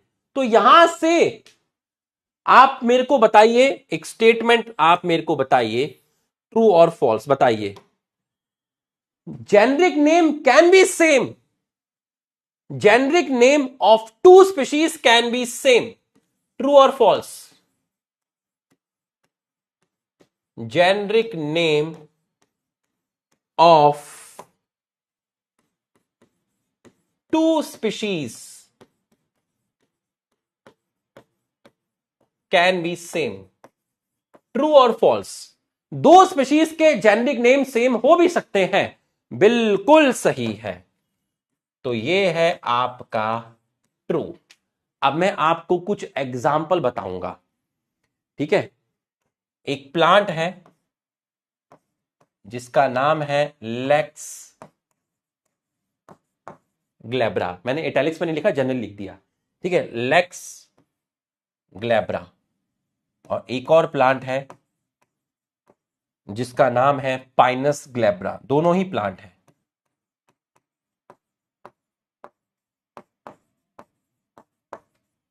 अलग अलग प्लांट है। इससे आपको क्या आइडिया लगा? इससे आपको यह आइडिया लगा कि स्पेसिफिक एपिथेट भी सेम हो सकते हैं। रोजा इंडिका रोज को बोलते हैं, मैंगीफेरा इंडिका मैंगो को बोलते हैं। Specific epithet can be same. जैसे Mangifera indica, Rosa indica, Rosa indica rose को बोलते हैं, गुलाब के फूल को बोलते हैं। ठीक, तो specific epithet can also be same, can also be same. तो ये जो चीज है ये आपकी थोड़ा एक्स्ट्रा में बताई है मैंने, ये आपके कुछ पॉइंट हैं जो मैंने आपको एक्स्ट्रा में बताए हैं। बच्चों आपको समझ में आया तो आप यस लिखिए, और आप इन पॉइंट्स को, ये पॉइंट तो आपको पता होना चाहिए, ये वाला पॉइंट, बट इसको मैं वैसे भी पढ़ाऊंगा, ये आपको एनसीईआरटी में आएगा तो मैं वहां पे भी आपको ये चीज पढ़ाऊंगा। ठीक है, आप चाहो तो इसको स्किप कर सकते हैं, इसको स्किप कर सकते हैं, बट थोड़ा सा इसको स्किप कर देना, लेकिन ये दो पॉइंट आप पढ़ लेना, ये दो पॉइंट आप पढ़ लेना, इस वाले को आप स्किप कर सकते हैं। ठीक है, ये आपको समझ में आ गया है? ठीक, यस। अब मैं आपको एक बड़ा सा पैराग्राफ एक्सप्लेन करूंगा। ठीक है, और यहीं तक आपको एक्सप्लेन करूंगा ये वाला जो पैराग्राफ है। ठीक है, 731 हो रहे हैं। ठीक, इसको एक्सप्लेन करेंगे, ध्यान से समझना, इस पैराग्राफ को ध्यान से समझना। ठीक है, आधा घंटा मैं इस पे लगाऊंगा, फिर 8 बजे से 8:10 तक मैं आपको क्या कराऊंगा, टाइम टेबल दूंगा, रिवीजन प्लानर का तरीका बताऊंगा। ठीक है, ये पैराग्राफ मुझे कंप्लीट करना है आज ही। ठीक है, बड़ा सा पैराग्राफ है। ठीक है, अब तुम देखो, इतने सारे प्लांट हैं, सबको आइडेंटिफाई करना इजी नहीं है, सबको आइडेंटिफाई करना इजी नहीं है। ठीक है, अब ध्यान से सुनना, एक बात को ध्यान से सुनना। अब अगर मैं आपको बोलता हूं कि मैमल्स एक क्लास है, जैसे मैं कहता हूं ना हम मैमल हैं, तो मैमल क्या है, मैमल एक क्लास है। बट मैमल्स के अंदर सिर्फ ह्यूमन बीइंग थोड़ी ना आते हैं, मैमल्स के अंदर तो और डिफरेंट टाइप के एनिमल्स भी आते हैं। तो अगर मैंने आपका देखा कि भैया जिनके अंदर मेमोरी ग्लैंड है या स्किन पर हेयर है और भी कुछ कैरेक्टर होते होंगे, तो इनको उठा के मैमल्स में डाल दिया, मैमिलिया क्लास बना दी। तो इसी तरीके से जैसे एम्फीबियंस रहे होंगे, रेप्टाइल्स रहे होंगे, बर्ड्स रहे होंगे, इनमें काफी सारे लोगों को रखा हुआ है ना। तो मैमल्स के अंदर सिर्फ ह्यूमन थोड़ी ना है, मैमल्स के अंदर तो और भी एनिमल है। तो आप करते क्या हो, आप बहुत सारे एनिमल की स्टडी करते हो और उन एनिमल्स में अगर कॉमन कैरेक्टर बहुत ज्यादा पाए जाते हैं तो आप उनको उठाकर सेम क्लास में रख दोगे या डिफरेंट क्लास में रख दोगे, बताइए। अगर मैं आपको कह रहा हूं कि भाई ये सारे के सारे जो प्लांट हैं इनमें कैरेक्टर सेम पाए जा रहे हैं, मैक्सिमम कैरेक्टर इनके अंदर सेम पाए जा रहे हैं, कि भाई ये इतने सारे जो प्लांट हैं इन सब में सेम कैरेक्टर पाए जा रहे हैं, तो इन सभी प्लांट को उठाकर आप सेम फैमिली में रखोगे या डिफरेंट फैमिली में रखोगे, फैमिली सेम फैमिली में रखोगे या डिफरेंट सेम में रखोगे। कि भाई ये इतने सारे प्लांट हैं, इन प्लांट में 80% कैरेक्टर सेम है, तो भाई इन सबको उठाकर एक ही फैमिली में डाल दे। अगर आप एक ही फैमिली में डाल दोगे तो इन सभी प्लांट को स्टडी करना, इन सभी प्लांट का क्लासिफिकेशन करना आपके लिए इजी होगा या डिफिकल्ट होगा, लिख के बताओ। पहले तो ये लिख के बताओ, आधा घंटा लगेगा उस पैराग्राफ के अंदर, उस पैराग्राफ को समझाने में आधा घंटा लगेगा अभी। ठीक है, बताइए इजी होगा या डिफिकल्ट होगा। भाई एक दो बातें अलग अलग हो सकती है, उनको छोड़ दो। मोटे तौर पे अगर मैं बात करूं, ठीक है, एक जनरल तौर पे बात करूं, तो ये चीजें मेरे लिए आसान हो जाएंगी भाई। ठीक है, कि भाई सबको उठाकर 80% कैरेक्टर सेम है, सबको उठाकर एक ही फैमिली में डाल दो, चीजें इजी होंगी। तो अगर मैं एक एग्जाम्पल से आपको बताता हूं, एक एग्जाम्पल से मैं आपको बताता हूं, ठीक है, आप हेडिंग डालेंगे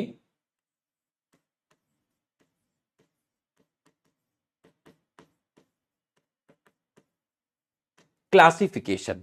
ठीक है, आप हेडिंग डालेंगे क्लासिफिकेशन। ठीक है, नाम लिखेंगे पोटैटो, पोटैटो। अब देखिए पोटैटो, तो क्लासिफिकेशन देने के लिए क्या होता है, देखिए यहां पर लिखेंगे आप किंगडम, फिर आपका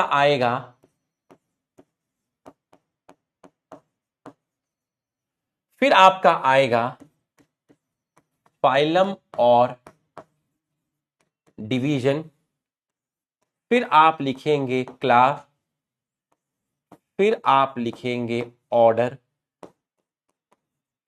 फिर आप लिखेंगे फैमिली, और फिर आप लिखेंगे जीनस, फिर आप लिखेंगे स्पीशीज। ध्यान से समझना। अब पोटैटो का किंगडम क्या होगा भाई, पोटैटो का किंगडम प्लांटे होगा या एनिमेलिया होगा, प्लांटे होगा। भाई पोटैटो एनिमल तो है नहीं, है ना, आलू है भाई, है ना, टमाटर के साथ बनाते हैं, बैंगन के साथ भी बनाते हैं, आलू के पराठे भी बनाते हैं। तो आलू का किंगडम क्या है? प्लांटे है। और प्लांट के लिए आप फाइलम वर्ड यूज नहीं करते, फाइलम वर्ड आप यूज करते हैं एनिमल के लिए, और प्लांट के लिए आप वर्ड यूज करते हैं डिवीजन। तो यहां आप फाइलम नहीं लिखेंगे, यहां लिखेंगे आप डिवीजन। अगर आप किसी एनिमल का क्लासिफिकेशन कर रहे होते तो आप डिवीजन नहीं लिखते, तब आप लिखते फाइलम। तो यहां पर आप प्लांट की बात कर रहे हो तो फाइलम नहीं आएगा, फाइलम की जगह आएगा डिवीजन, फाइलम की जगह आएगा डिवीजन। तो बच्चों पोटैटो, पोटैटो, पोटैटो जो है आपका, उसका जो डिवीजन है वो है आपका एंजियोस्पर्मी। आपने ये सुने हैं एंजियोस्पर्म? एंजियोस्पर्म वो प्लांट होते हैं जिनमें फ्रूट पाए जाते हैं, जिनके अंदर फ्रूट पाए जाते हैं। तो आपका पोटैटो का डिवीजन है एंजियोस्पर्म, एंजियोस्पर्म, उसको हमने लिखा है MAE, angiospermae, angiospermae. Plant kingdom में आपको पढ़ाया जाएगा। यहां मैं जो भी चीजें लिख रहा हूं ये सब प्लांट किंगडम में आपको पढ़ाई जाएंगी, मॉर्फोलॉजी में आपको पढ़ाया जाएगा। यहां इसके बारे में बात नहीं करते, यहां आपको एंजियोस्पर्म नहीं पढ़ाते, प्लांट किंगडम के अंदर एंजियोस्पर्म पढ़ाया जाता है। यहां मैं एंजियोस्पर्म की बात नहीं करूंगा, ठीक है। वो प्लांट होते हैं जिनके अंदर फूल खिलता है, और फूल खिलेगा तो फ्रूट भी बनेगा, ठीक। जिम्नोस्पर्म के अंदर फूल नहीं पाए जाते, तो जिम्नोस्पर्म के अंदर फ्रूट भी नहीं पाए जाते। ये सब आपको पढ़ाया जाएगा। एंजियोस्पर्म वो प्लांट है जिनमें फूल खिला, फूल खिला तो फ्रूट भी बनेगा। जिम्नोस्पर्म के अंदर फूल नहीं खिलता तो वहां आपके फ्रूट भी नहीं बनते। यह आपको बताया जाएगा। इसकी जो क्लास है, अभी रट्टा मार लेना, डाइकोटिलिडनी। तो आपको पढ़ाया जाएगा मॉर्फोलॉजी के अंदर और प्लांट किंगडम के अंदर क्लासेस होती हैं, डाइकॉट, मोनोकॉट, ये सब आपको पढ़ाया जाएगा। अरे वाह, कौन लिख रहा है एक बच्चा, अरे वाह, नेकेड सीड, हाँ ये सब बात करूंगा, ठीक है। नेकेड सीड अभी नहीं करूंगा क्योंकि मेरा एक तरीका है, जो चीज यहां रिलेटेड नहीं है मैं उससे बात ही नहीं करता हूं, ठीक है। इससे बच्चों को कंफ्यूजन हो जाती है, जिनको आता है वो समझ जाएंगे, बट 50% बच्चों का कॉन्फिडेंस खत्म हो जाएगा। जब जिम्नोस्पर्म और एंजियोस्पर्म पढ़ाऊंगा, इस लेवल का पढ़ाऊंगा कि अंदर तक आत्मा तृप्त हो जाएगी। तो जब मैं आपको पढ़ाऊंगा तो मैं आपको बताऊंगा कि एंजियोस्पर्म में क्लासेस पाई जाती हैं, डाइकॉट और मोनोकॉट। अब डाइकॉट क्यों बोलते हैं, डाइकॉट क्यों बोलते हैं? दो कॉटिलिडन पाई जाती हैं। कॉटिलिडन क्या होती हैं पूरा बेसिक से बताऊंगा, सीड लेकर आऊंगा, जमीन में लगाऊंगा, पौधा बनाते हुए पूरा बेसिक से बताऊंगा। अभी हम ये चीज नहीं पढ़ रहे, दिमाग से निकाल देना, अभी हम ये चीज नहीं पढ़ रहे हैं, ठीक है। कॉटिलिडन चलो आपको दिखाया जाएगा कॉटिलिडन कैसे क्या होता है। हाँ, आपको पहले आपने पढ़ा है, थोड़ा बहुत आपको आइडिया है, ठीक है, आपने फाउंडेशन क्लास में पढ़ा है, तो ये तो एक अप्रिशिएट करने वाली चीज है, आपको आता है, ठीक। लेकिन जब मैं आपको पढ़ाऊंगा ना कॉटिलिडन, मैं आपको अपने तरीके से कराऊंगा, ठीक है। तो जब आप पढ़ेंगे उसी चीज को 11th-12th में, तो आप एक डिफरेंस को फील करेंगे। आपने जो चीज पढ़ी है वो 9th-10th के लेवल पे पढ़ी है, ठीक है, और वो आपने बहुत अच्छी तरीके से पढ़ी है, क्योंकि उस लेवल पर बहुत ज्यादा डिटेल की जरूरत नहीं होती है। जितना 9th-10th की किताबों में रहा होगा आपने उतना पढ़ा है, और ये चीज एप्रिशिएबल है, इस चीज को एप्रिशिएट करना चाहिए। लेकिन जब मैं आपको 11वीं क्लास के अंदर पढ़ाऊंगा तो आपको डिफरेंस फील हो जाएगा। जैसे आपने मियोसिस पढ़ा तो आपको डिफरेंस फील हो गया, है ना। ऐसे ही आप जब 11th में पढ़ेंगे तो मैं आपको कॉटिलिडन एक अलग तरीके से दिखाऊंगा, तो आपको फील हो जाएगा, ठीक है। चलिए, तो क्लास डाइकोटिलिडनी, ठीक है, क्लास है आपकी डाइकोटिलिडनी, ठीक है। अब जैसे मैंने ऑर्डर की बात की, इसका जो ऑर्डर है वो है आपका पॉलीमोनियल्स। ऑर्डर जो है आपका, समृद्धि मैम ओपी लिख दीजिए एक बार, मैडम के सम्मान में भी सभी लोग ओपी लिख दीजिए, है ना। जल्दी से बच्चे लिख रहे थे, तो एक बार सारे लोग लिख दीजिए, मैडम का सम्मान भी बने रहेगा, है ना। जैसे आप हमारे सम्मान में लिखते हैं, वैसे ही आप मैडम के सम्मान में भी लिख दीजिए। तो फाउंडेशन बहुत जरूरी होती है बेटा, समझे। एक बच्चे का जो बेस होता है, जो फाउंडेशन होता है, वो एक बहुत जरूरी चीज होती है। तो आपके जो फाउंडेशन के जितने भी टीचर्स हैं, उन्होंने आपको एक सीड को, जैसे कहते हैं ना, जर्मिनेट कराना, अंकुरित कराना, उस तरीके से पाला है, ठीक। और we have to maintain this same legacy, उस लेगेसी को हम लोग मेंटेन करेंगे, हम लोग फॉलो करेंगे, ठीक। उन्होंने हमें एक छोटा सा पौधा बना के दिया है, ठीक है, और उस पौधे को हम सींच के अपनी मेहनत से, पसीने से, और हमने तो खून से सींचा है, खून पसीने और मेहनत से सींच के एक बड़े प्लांट में उसको कन्वर्ट करेंगे, और उसमें फिर आपके मेडिकल कॉलेज में आपका सिलेक्शन होगा, और हमें उसमें बढ़िया फ्रूट मिलेंगे। ये हम आपको वचन देते हैं, ठीक। चलिए हाँ, आ जाओ। ऑर्डर है आपका पॉलीमोनियल्स। अभी आप याद करना, आपको सभी के ऑर्डर याद नहीं करने, इसका ऑर्डर याद रखना। पॉलीमोनियल्स आपको पढ़ाया जाएगा। इसकी जो फैमिली है वो है सोलेनेसी, याद करनी पड़ेगी। इसकी फैमिली है सोलेनेसी। और पोटैटो का जो जीनस है वो है आपका सोलेनम। और स्पीशीज जो है आपकी वो है ट्यूबरोसम। स्पीशीज जो है आपकी वो है ट्यूबरोसम। तो बच्चों, किंगडम है प्लांटे, डिवीजन है एंजियोस्पर्मी, क्लास है डाइकोटिलेडोनी, ऑर्डर है पॉलीमोनियल्स, फैमिली है सोलिनेसी। तो हम इसकी फैमिली पढ़ेंगे मॉर्फोलॉजी ऑफ फ्लावरिंग प्लांट के अंदर, ठीक। डाइकॉट, मोनोकॉट आप पढ़ेंगे प्लांट किंगडम के अंदर। तो ये आपको याद करना पड़ेगा, ठीक है, ये आपको याद करना पड़ेगा, ठीक। अब देखिए जरा, अब मैं आपको बताना क्या चाहता था, ध्यान से देखिएगा। जो चीज लेफ्ट साइड में लिखी है उसको बोलते हैं कैटेगरी, उसको बोलते हैं कैटेगरी। ये एनसीईआरटी में बाद में पढ़ाया गया है, ठीक है, हम इसको बाद में ही पढ़ेंगे। देख लीजिए, मैं आपको दिखा देता हूं एक बार, ठीक है, अभी इसमें नहीं है। आप एनसीईआरटी खोलेंगे तो ये कैटेगरी आपका काफी बाद में है, मतलब ये हम फ्राइडे के लेक्चर में पढ़ेंगे, ठीक है। मैंने अभी आपको थोड़ा सा हिंट दे दिया, ये है आपकी कैटेगरी। और जो राइट साइड में जो चीजें आपने लिखी हैं वो है टेक्सॉन, ये है आपका टेक्सॉन। तो अगर मैं आपसे कहूं कि क्लासिफिकेशन जो है, ये आपने क्या किया, क्लासिफिकेशन किया, तो classification is not a single step process, not a single step process, but consist of many steps, consist of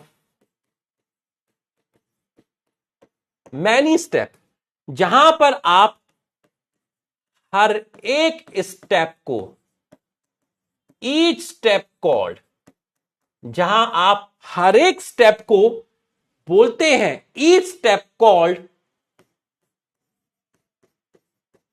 taxonomic category. हर स्टेप को आप बोलते हैं taxonomic category. Taxonomic category, taxonomic category, taxonomic category, taxonomic category, taxonomic category, taxonomic category, taxonomic category, हर एक step को बोलते हैं taxonomic category. And each category represent, each category represent each category represent one taxon, one taxon. तो left side में लिखा है category और राइट में लिखा है टैक्सॉन। ये आपको समझ में आया तो आप यस लिखिए, ये आपको समझ में आया तो आप यस लिखिए, यहां तक आपको समझ में आया तो आप यस लिखिए, यहां तक आपको समझ में आया तो आप यस लिखिए, यहां तक आपको समझ में आया तो आप यस लिखिए, यहां तक आपको समझ में आया तो आप यस लिखिए। चलो यहां आपको समझ में आया, ठीक है। अब मुझे एक चीज बताना, ठीक है, आप मेरे को एक चीज बताना, एक क्वेश्चन मैं आपको देता हूं, ठीक है, इससे आपको वो पूरा का पूरा पैराग्राफ क्लियर हो जाएगा, ठीक है। एक चीज बताना, अगर मैं आपको बोलता हूं, ठीक है, एनसीईआरटी का ही एग्जांपल लेता हूं, एनसीईआरटी का ही एग्जांपल लेता हूं, ठीक है, अगर मैं आपको बोलता हूं, ठीक है, मैं आपको बोलता हूं, इसी का एग्जांपल लेता हूं, ठीक है, यार उनको बोलना पड़ेगा, ये नीचे घुसा देते हैं, अब नीचे घुस जाएगा तो ये दिखेगा कैसे बच्चों को, है ना। अब बच्चों को ये लाइन तो दिखेगी नहीं, देयर फोर के बाद क्या लिखा है, और यही लाइन बच्चों को दिखानी थी, तो उनको बताना पड़ेगा कि नीचे ना घुसाए। यहां लिखा है animal, animal, mammal, dog represent taxa eight different level. अब एनिमल, मैमल, डॉग, ये तीन मैं लेता हूं, animal, mammal, dog, animal, mammal, dog. देखिए मैंने लिया एनिमल, दूसरा मैंने लिया मैमल, और तीसरा मैंने लिया डॉग। एनिमल एनिमल है, मैमल मैमल, डॉग डॉग। तो जब मैं एनिमल आपको बोला, देखिए एनिमल, मैमल, डॉग, तो एनिमल, मैमल, डॉग, टैक्सा हमेशा अलग होते हैं, टैक्सा हमेशा अलग होते हैं। ये एक रूल है कि टैक्सा हमेशा अलग होते हैं, ये एक रूल है। तो ये सब क्या है, ये सब डिफरेंट लोग हैं। जब मैं बोलता हूं एनिमल, तो आपके दिमाग में पिक्चर आती है एनिमल, आपके दिमाग में आता है एनिमल से, अगर कहीं पे लिखा है एनिमल तो आपके दिमाग में आना चाहिए किंगडम। अगर कहीं मैमल लिखा है आपके दिमाग में आना चाहिए क्लास। अगर कहीं पर डॉग लिखा है तो आपके दिमाग में आना चाहिए स्पीशीज। तो जैसे मैंने बोला एनिमल, आपके दिमाग में आएगा एनिमल किंगडम, किंगडम आपके दिमाग में आएगा किंगडम। जैसे मैं बोला एनिमल, आपके दिमाग में आएगा किंगडम। जैसे मैं बोला मैमल्स, तो मैमल्स से आपके दिमाग में सिर्फ ह्यूमन नहीं आएगा, मैमल्स के अंदर तो बहुत सारे एनिमल हैं, मैमल्स के अंदर तो बहुत सारे एनिमल हैं। तो जैसे मैं मैमल बोलूंगा आपके दिमाग में आएगा क्लास, जैसे मैं डॉग बोलूंगा आपके दिमाग में आएगा स्पीशीज। तो जब मैं आपको तीन नाम बोलता हूं, एनिमल, मैमल्स, डॉग, तो आपके दिमाग में तीन अलग अलग चीजें आती हैं। इसका मतलब ये सारे के सारे टैक्सॉन डिफरेंट है एट सेम लेवल या different level, eight different level. दो क्वेश्चन और कराता हूं ताकि कॉन्सेप्ट क्लियर हो जाए, दो क्वेश्चन और कराता हूं। देखिए मैंने बोला डॉग, ये एक क्वेश्चन था। दूसरा क्वेश्चन देखो, डॉग, कैट, रैट। जब मैंने बोला डॉग, आपके दिमाग में आया स्पीशीज। मैंने बोला कैट, आपके दिमाग में आया स्पीशीज। मैंने बोला रैट, आपके दिमाग में आया स्पीशीज।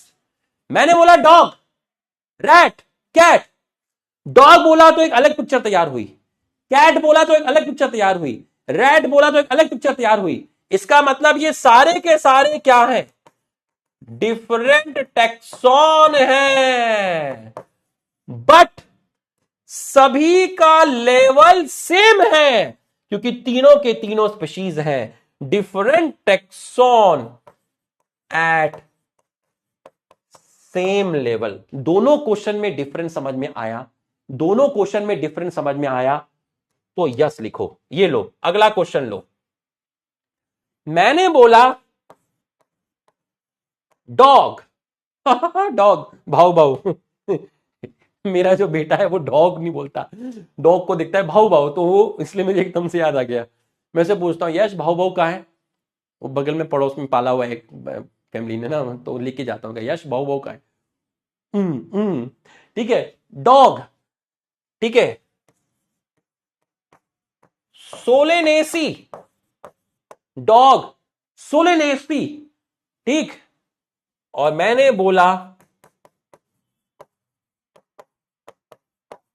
पॉलीमोनियल्स, मैंने बोला पॉलीमोनियल्स। अब मैंने बोला डॉग तो आपके दिमाग में डॉग आएगा, मैंने बोला सोलेनेसी, अगर आपको पता होगा सोलेनेसी तो आपके दिमाग में कुछ अलग तरीके का आएगा। सोलेनेसी, सोलेनेसी फैमिली होती है ना, आलू टमाटर बैंगन की फैमिली होती है सोलेनेसी। तो सोलेनेसी में सिर्फ आलू थोड़ी ना, टमाटर भी है बैंगन भी है। पॉलीमोनियल्स अलग है, पॉलीमोनियल्स अगर आपको पता होगा तो आप पहचान जाओगे पॉलीमोनियल्स ऑर्डर है। इसका मतलब सब अलग अलग है, डिफरेंट टैक्सॉन। अब डॉग क्या है, डॉग है स्पीशीज, सोलेनेसी क्या है, सोलेनेसी है फैमिली, और पॉलीमोनियल्स क्या है, पॉलीमोनियल्स है ऑर्डर। तो different taxon at different level, different taxon at different level. तो ये मैंने 3 क्वेश्चन आपको पढ़ाए, तीनों क्वेश्चन आपको समझ में आए तो एक बार आप हमारा सम्मान बढ़ा दीजिए, हमारा सम्मान भी जरूरी है ना। ये तीनों क्वेश्चन आपको समझ में आए तो आप एक बार हमारा सम्मान बढ़ा दीजिए, एक बार आप हमारा सम्मान बढ़ा दीजिए।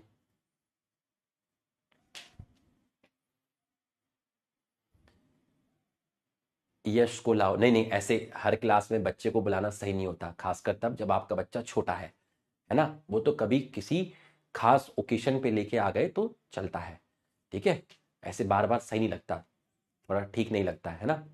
पढ़ा रहे हैं, इंपॉर्टेंट बैच है, बैच की इंटीग्रिटी बनी रहे, है ना।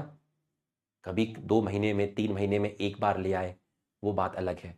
उस टाइम तो एक बन गया था, वो रो रहा था तो मैं गया नीचे देखने, तुमने कहा तो फिर मैंने कहा ठीक है 5 मिनट तो डिस्टर्ब हुआ है तो उसको थोड़ा बुला के दिखा देते हैं, है ना, बार बार सही नहीं लगता, छोटा बच्चा है, ठीक।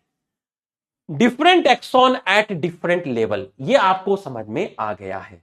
तो आपको different taxon at different level का मतलब समझ में आ गया, different taxon at same level का मतलब भी आपको समझ में आ गया है, सेम लेवल का भी मतलब आपको समझ में आ गया है, ठीक है। अब जैसे मैं आपको बोलूं, एक क्वेश्चन और दे देता हूं, चलो एक क्वेश्चन और। मैंने आपको बोला डाइकॉट, मोनोकॉट मैमल्स, बताओ क्या होगा। अब ये बताओ क्या आंसर होगा इसका। 2 ऑप्शन देता हूं। पहला, देखो टैक्सॉन तो हमेशा डिफरेंट होंगे, ये तो रूल है, different taxon at same level. दूसरा option different taxon at different level. बताओ क्या आ जाएगा।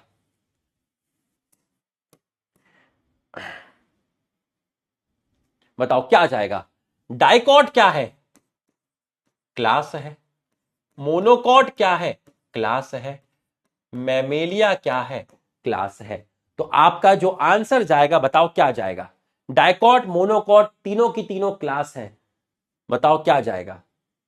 अबे बी क्यों लिख रहे हो बे, अरे ओ बी फॉर तो भाऊ भाऊ होता है, बी फॉर तो भालू होता है, बी फॉर तो बॉल होता है, ठीक है। बी क्यों लिख रहे हो, डिफरेंट टैक्सॉन, अबे तीनों क्लास ही तो हैं, तो ए जाएगा ना। अरे अरे लुखो, अरे दीवाने क्या कर रहा है तू।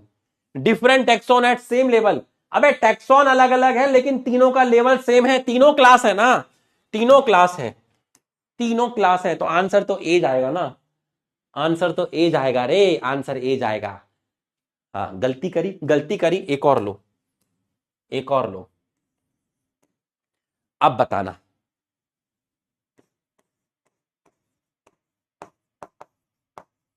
प्लांटे, कैट,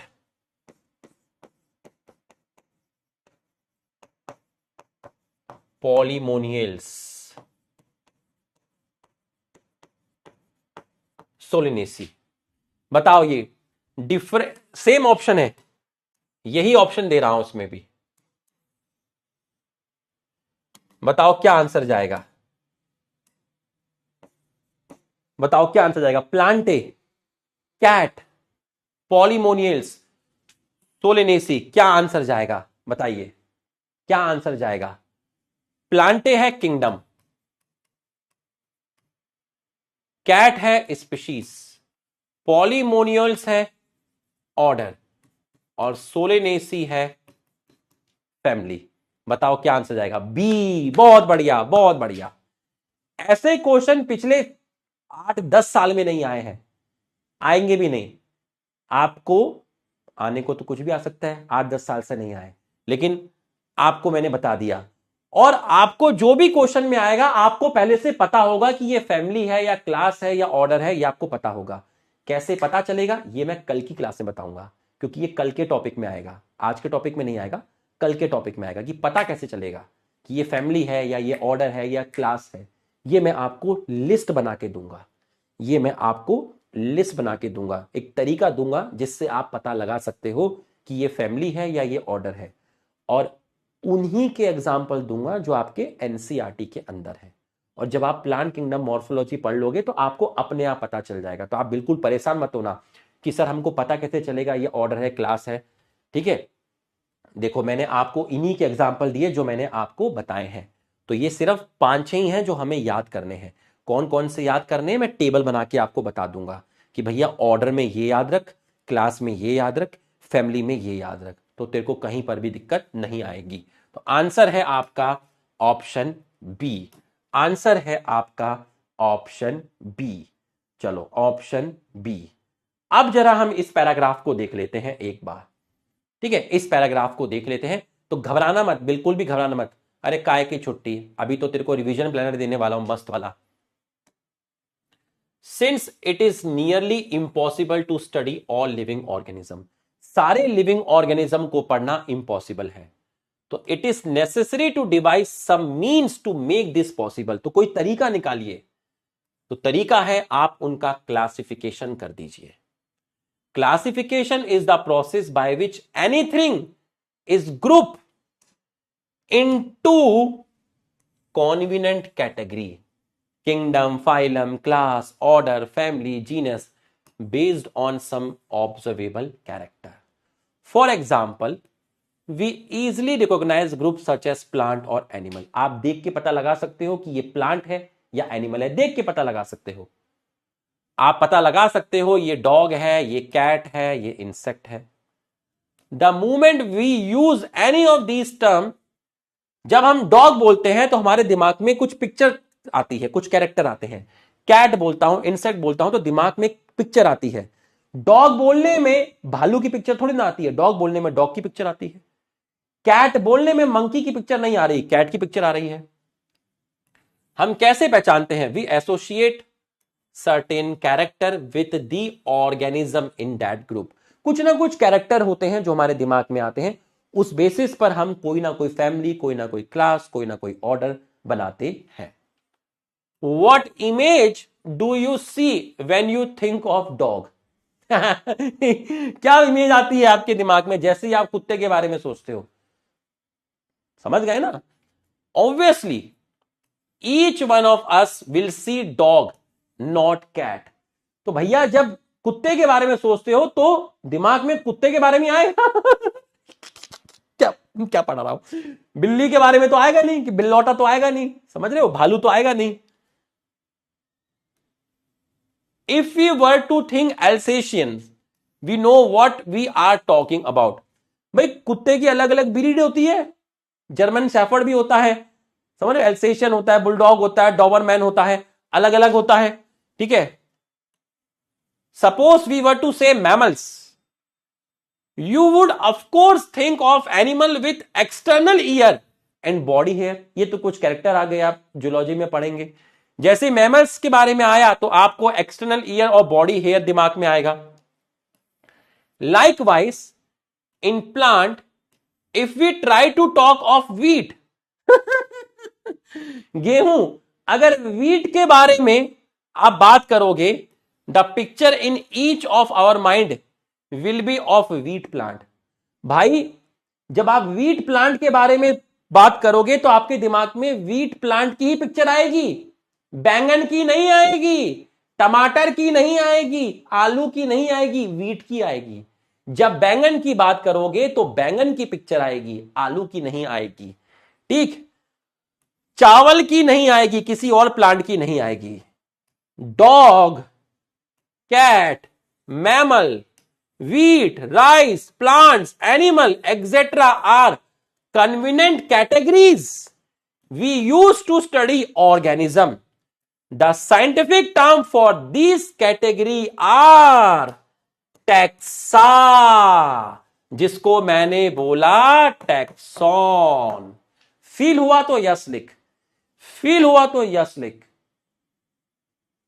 फील हुआ तो यस लिख, फील हुआ तो यस लिख।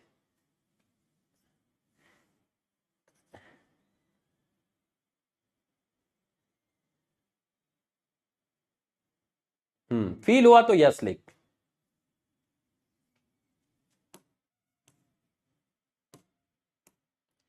Here you must recognize that taxa can indicate category at different level। पढ़ा दिया, क्वेश्चन से समझाइए लाइन, ये लाइन क्वेश्चन से समझाइए। डिफरेंट लेवल, 4 क्वेश्चन कराए हैं।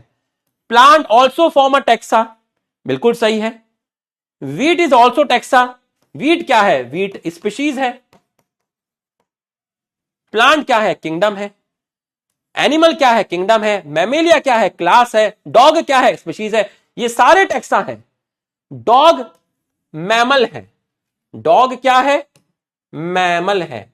हे डॉग आप क्या है, मैमल है। Dog is a mammal and mammals are animal, ठीक है।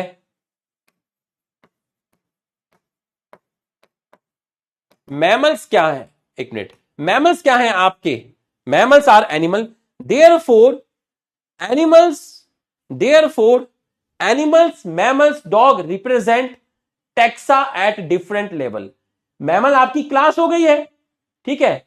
एनिमल आपका किंगडम हो गया है और डॉग आपका स्पीशीज हो गया है। Represent taxa eight different level. तो यहां ये लाइंस इतने अच्छे से एक्सप्लेन नहीं की गई है, इसलिए मैंने ये लाइन आपको डिटेल में एक्सप्लेन की।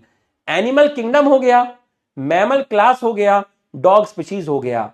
तो ये टैक्सा डिफरेंट लेवल पे है, ये टैक्सा डिफरेंट लेवल पर है, क्योंकि एनिमल किंगडम है, मैमल क्लास है, डॉग आपका स्पीशीज है। यही तो चीज मैंने आपको एक्सप्लेन की, यही तो चीज मैंने आपको एक्सप्लेन की। बच्चों एकदम क्लियर हो गया, एकदम नसों में उतर गया तो यस लिखो, नसों में उतर गया तो यस लिखो।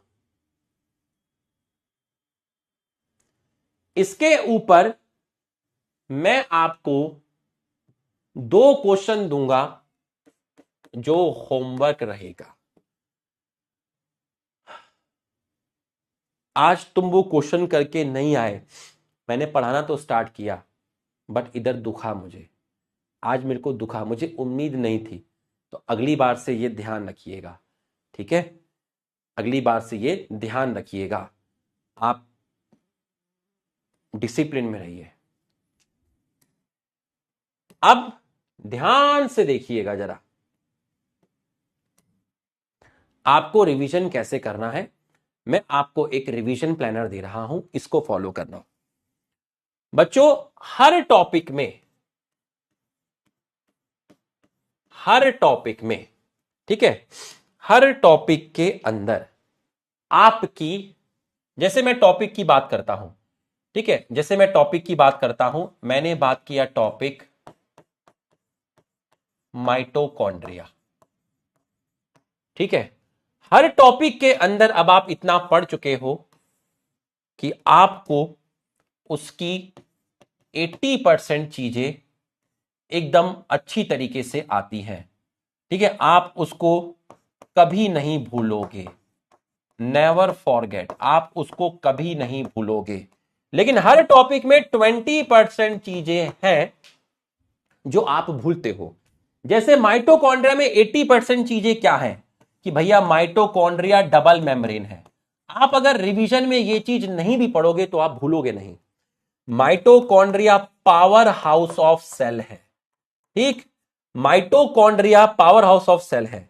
ठीक है, माइटोकॉन्ड्रिया में इनर मेम्ब्रेन क्रिस्टे बनाती है। माइटोकॉन्ड्रिया में एरोबिक रेस्पिरेशन होता है। माइटोकॉन्ड्रिया सिलेंड्रिकल शेप है। ये ऐसी चीजें हैं जिनको अगर आप एनसीईआरटी में नहीं भी पढ़ोगे, नोट्स में नहीं भी पढ़ोगे, तो आपको ये चीजें याद रहेंगी। लेकिन 20% चीजें जैसे मैं कहूं डायमीटर वाला पार्ट एनसीईआरटी में जो दिया है, ठीक है, मैं आपसे कहूं डायमीटर वाला पार्ट हो गया। ठीक है, मैं आपसे कहूं कि माइटोकॉन्ड्रिया के अंदर कितना डीएनए है, एक डीएनए है या मैनी डीएनए है। माइटोकॉन्ड्रिया के अंदर आपका एक डीएनए है। माइटोकॉन्ड्रिया की आउटर मेम्ब्रेन में पोरिन्स प्रेजेंट है या एब्सेंट है। ठीक है, माइटोकॉन्ड्रिया जो है आपका सेल्फ डुप्लीकेटिंग ऑर्गेनेल है, माइटोसिस करके अपने नंबर को बढ़ाता है। तो 20% चीजें, जैसे मैं आपसे कहूं सीलिया और फ्लैजला की बात करूं, ठीक है, सीलिया एंड फ्लैजला की बात करूं, तो आपको इसके अंदर 20% चीजें जैसे एक्सोनीम, जैसे कि एक्सटेंशन ऑफ सेल मेम्ब्रेन, जैसे कि एनसीईआरटी में एक लाइन लिखी हुई है, microtubule run parallel to axis, इस तरह की चीजें। ठीक है, जैसे कि लिखा हुआ है centriole form basal body, centriole form basal body of cilia and flagella. तो ये सारी चीजें 20% में आती हैं। 90% में वो सब आ गया, 9 डबलेट +2 उसके अंदर आ गया। तो आपको अब जो फोकस करना है वो इस 20% पे करना है, वो पोर्शन जो आपका वीक है।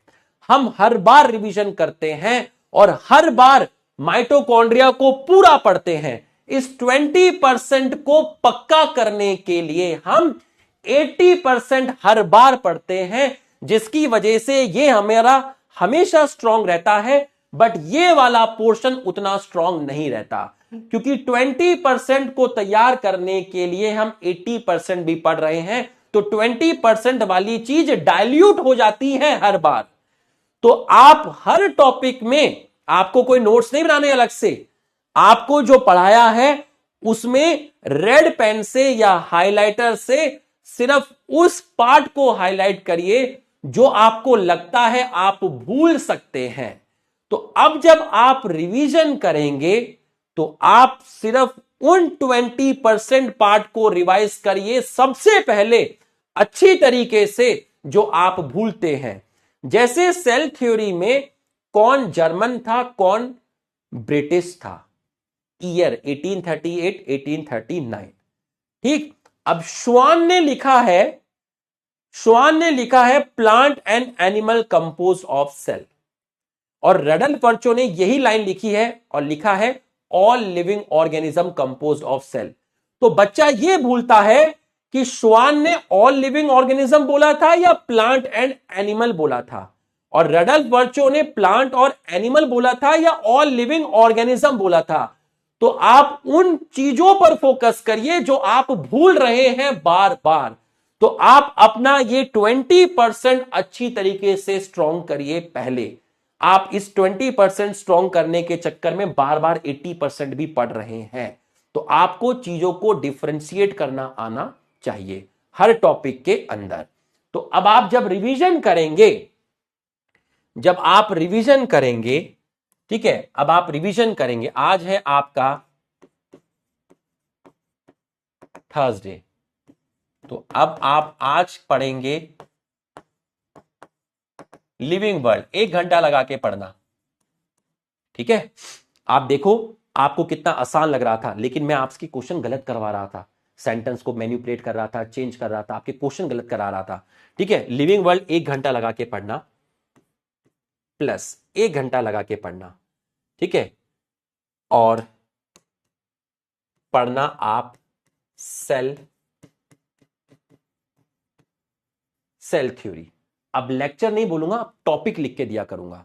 लिविंग वर्ल्ड का आज एक लेक्चर हुआ है आपका L1, 1 घंटा पढ़ना, सेल पढ़ना, सेल थ्योरी पढ़ना, और फोकस करना फर्स्ट किस पे, 20% पार्ट पर, क्योंकि आप इस चैप्टर को इतनी बार रिवाइज कर चुके हैं, वो आपके दिमाग में बैठ गया है।